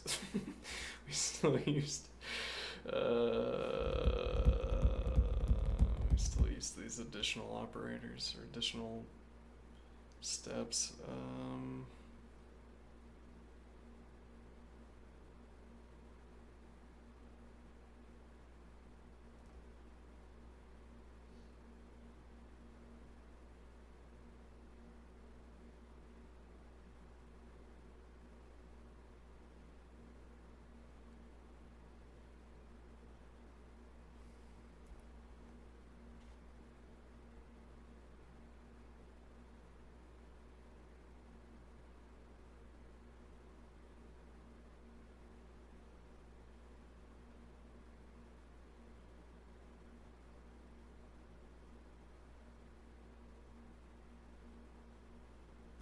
I think this missed the point, didn't it?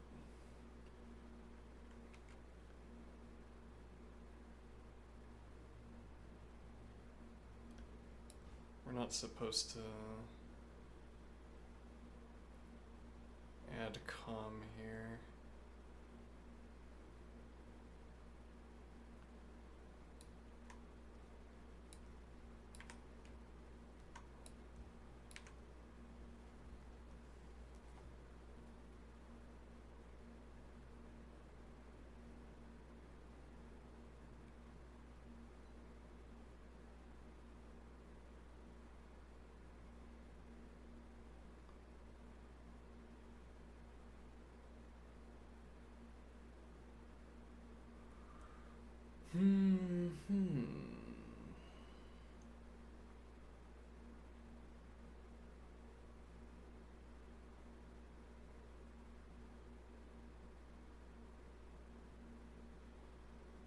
Well, so yeah, I think we could invoke the step where we distribute this negation.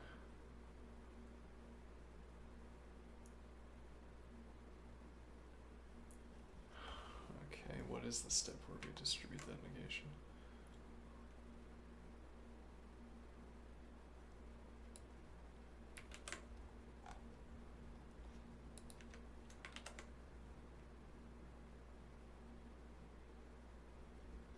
Alright, so that's going to give us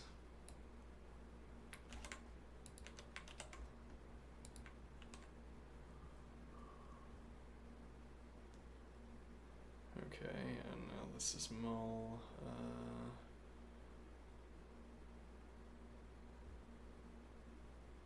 Add mul.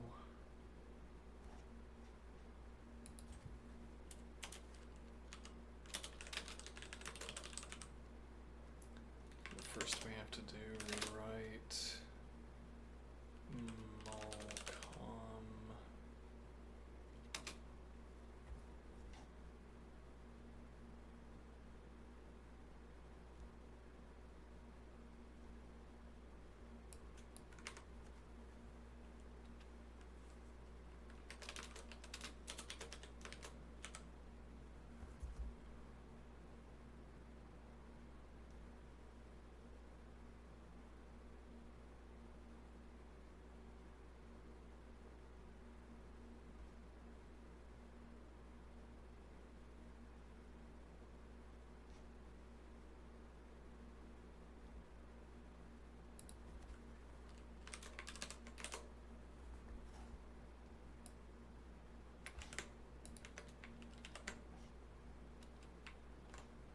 Alright, now we do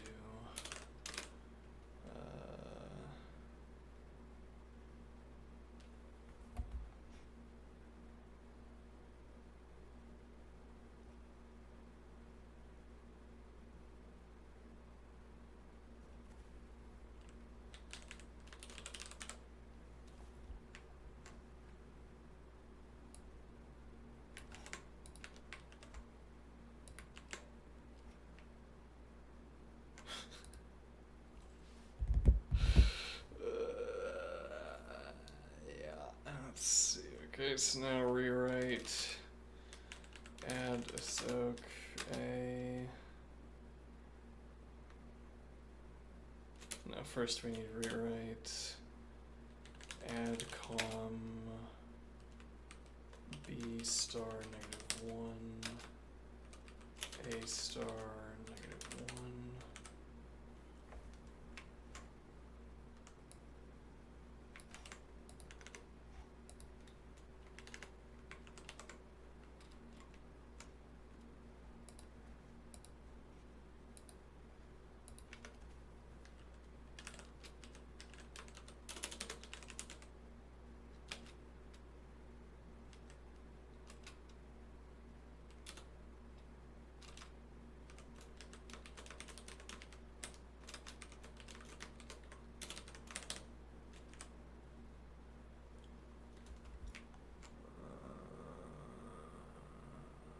I think here.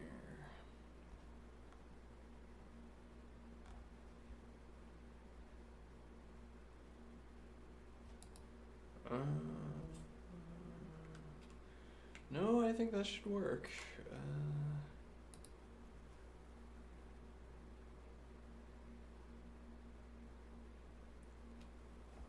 What happens if I just do add associative? Nah, that's gonna do all of that.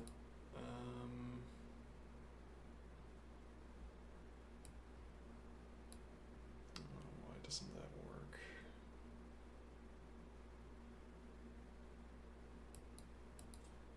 It's not, I don't think we're over parent.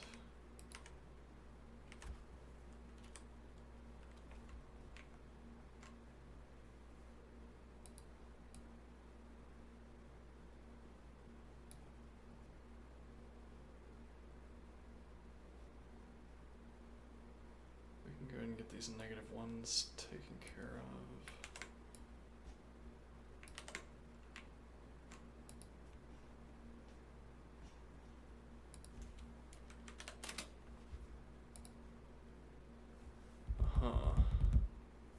No. Alright, rewrite molcom. A star negative or a negative 1.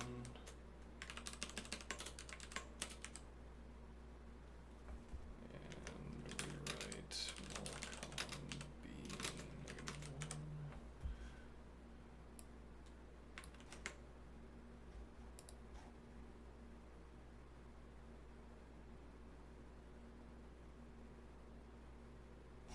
Oh, and then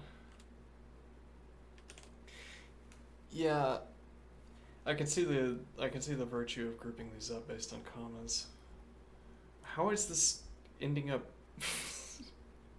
how is this ending up so much more convoluted? How could it be more convoluted than our previous solution?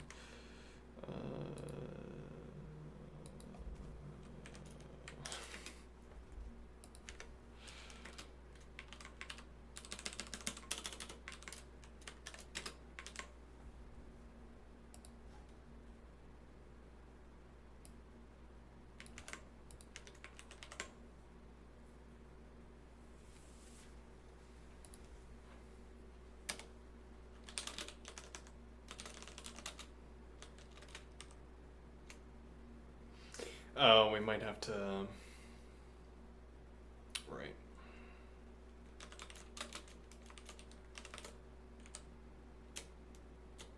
First, we have to do add com negative a plus negative b.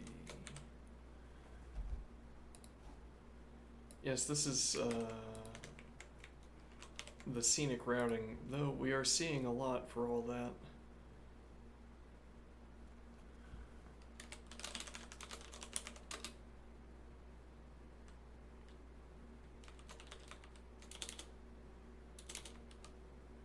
Oh,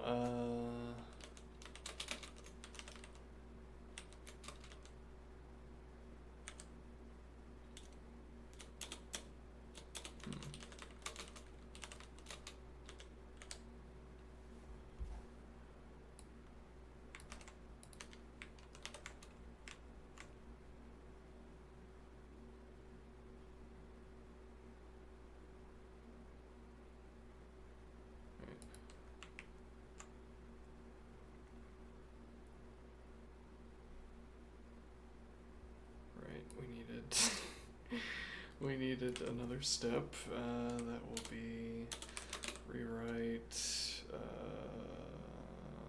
add com negative a negative b.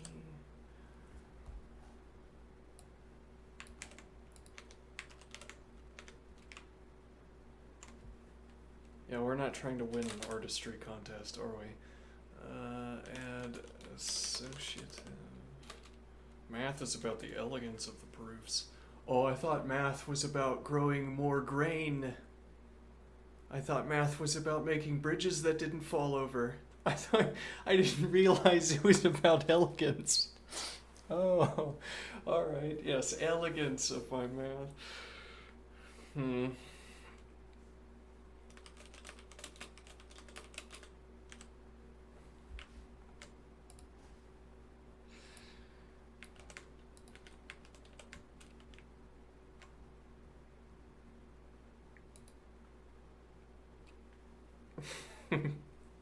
We've got it right where we want it.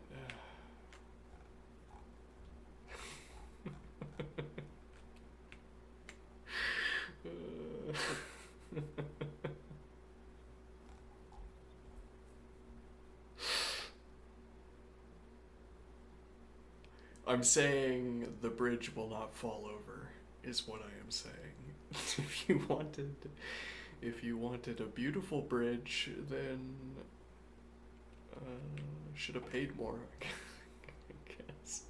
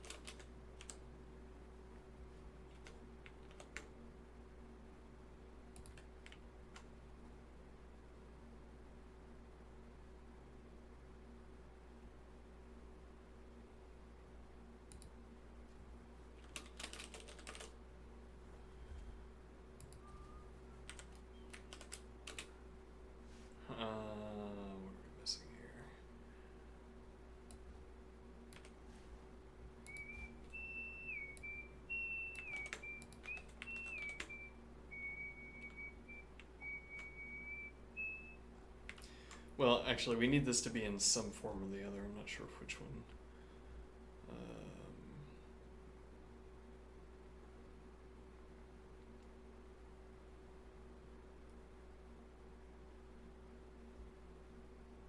Sub-self. Okay, so we need to say...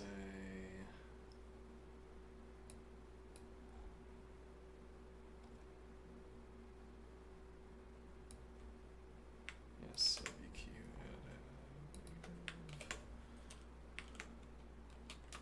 add. Oh. I think this is right.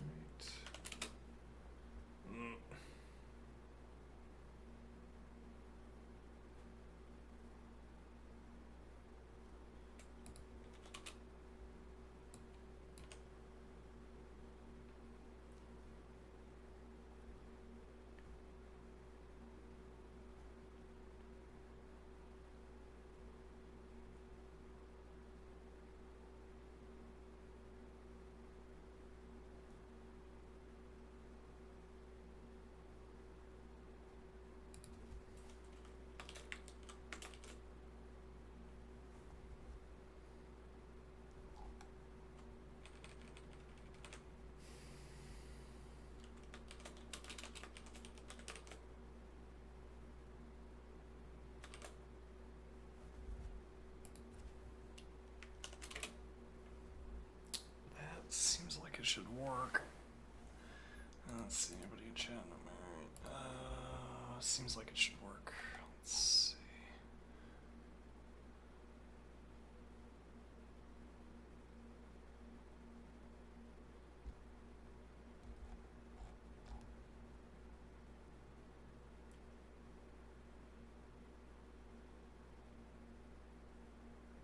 A minus B equals A plus negative B.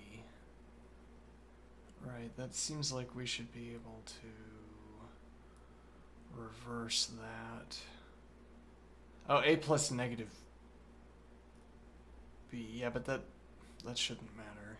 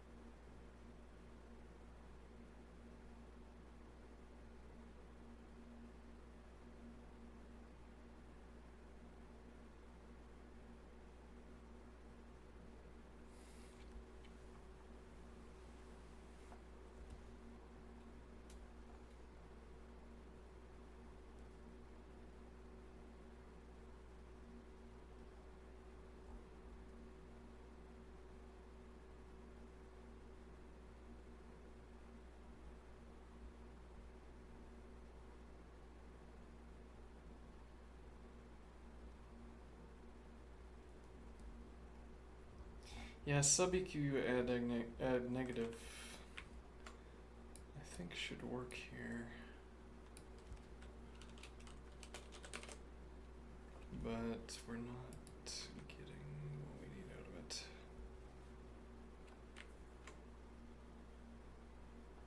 If I remove all elements, what do I get?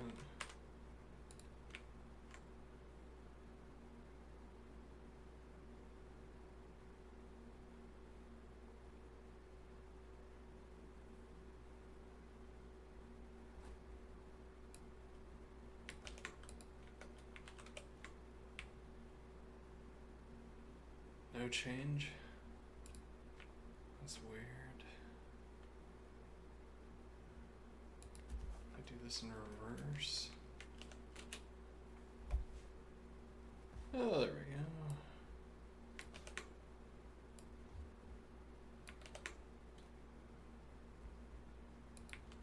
Now, why wouldn't that accept?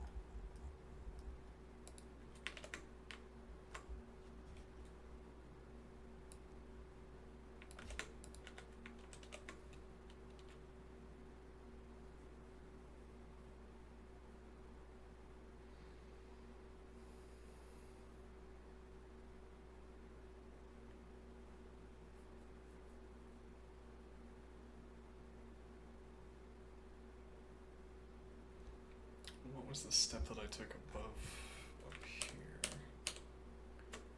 to cover this step? Alright, this horrible thing. Though, if we can get this into position, we can simply copy and paste through to the end.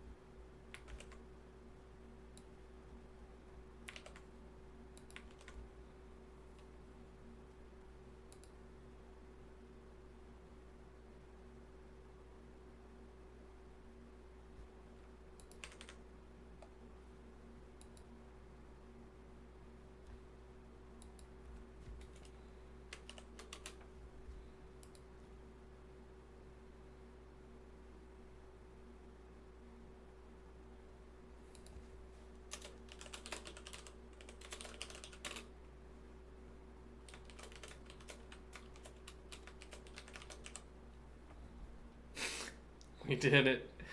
We did it.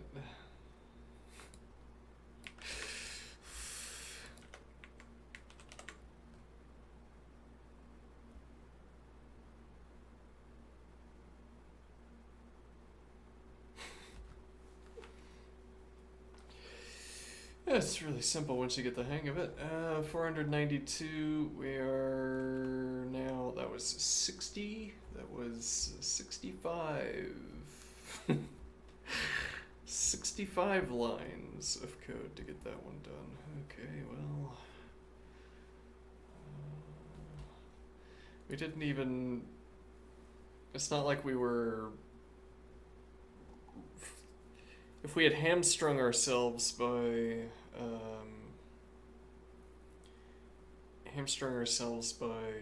using some kind of restricted logic or something, and it took more steps, that would make sense. But anyway, and actually, we also skipped intermediate state statements, and then we also doubled up here, so it's even more lines than that. Oh well, whatever.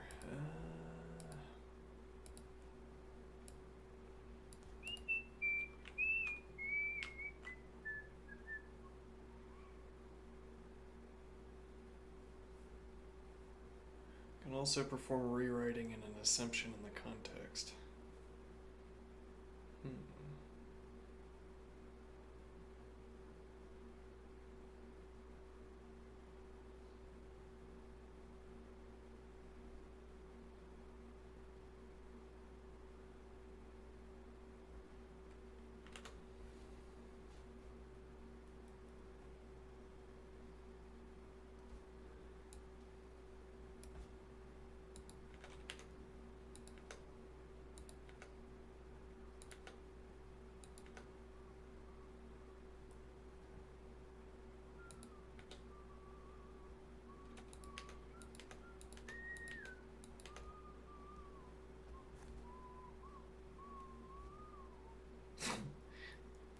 The future of coding. I have found it.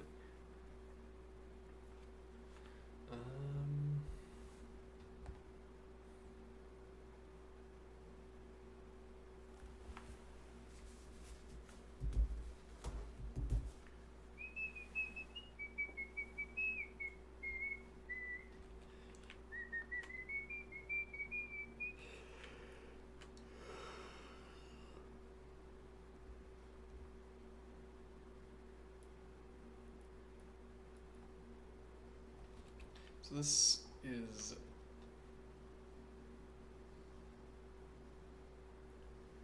alright, yeah, we should immediately our first instinct here. Yeah, there isn't a state. Yeah, but okay, we can rewrite.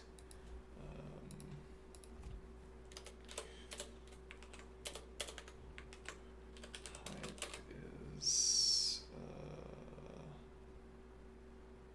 well, what it is.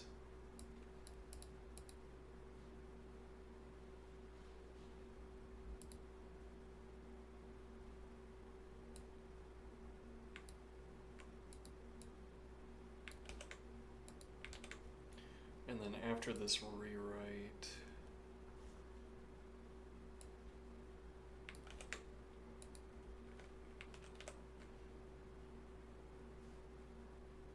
okay.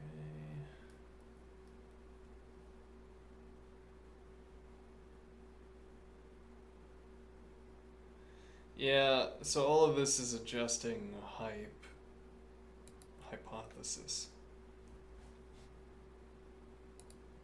I don't know, maybe it doesn't mean hypothesis. Maybe the author's hyped. I don't know. But okay, let's see.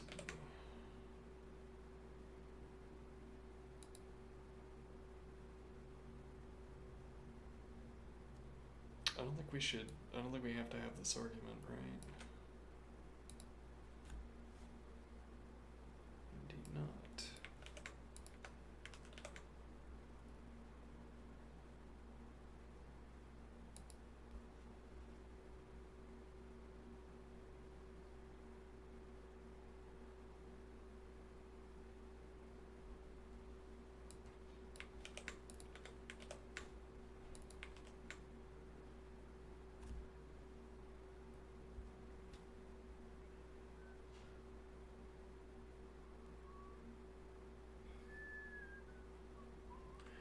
Alright, well, took a little bit of extra time, but I think we got some good practice in.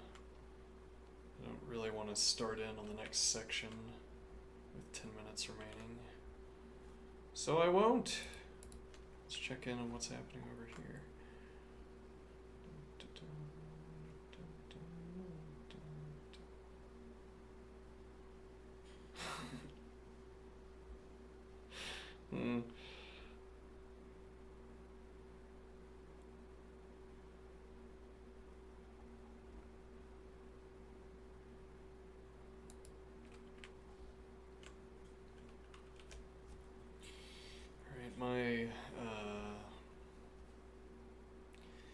My habit is to recommend things like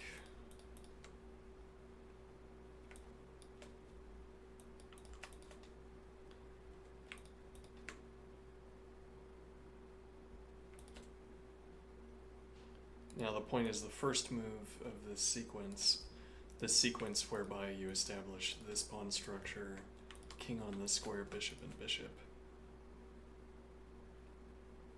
the first move is required to activate rook down file. Whether you want to activate rook down file is a question.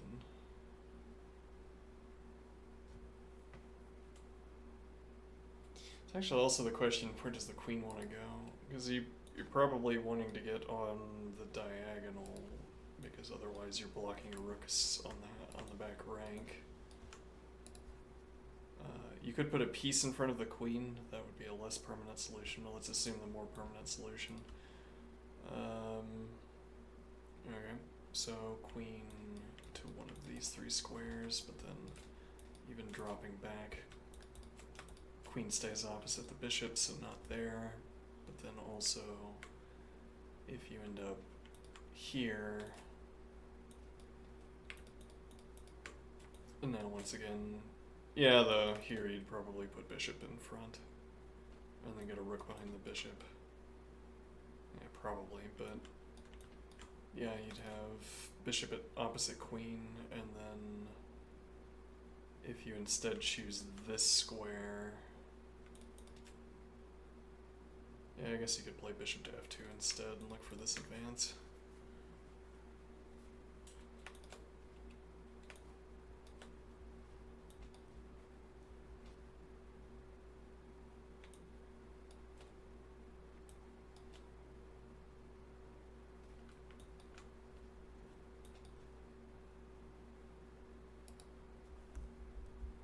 But okay, seems like a likely move.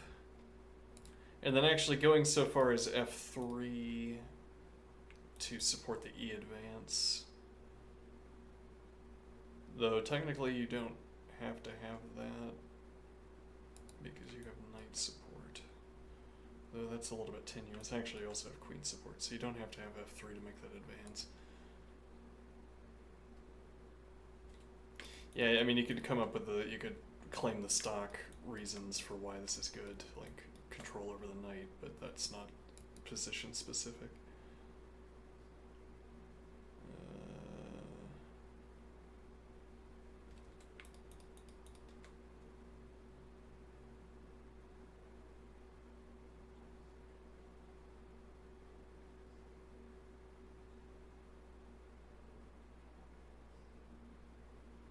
Probably don't want to go in the other direction and have...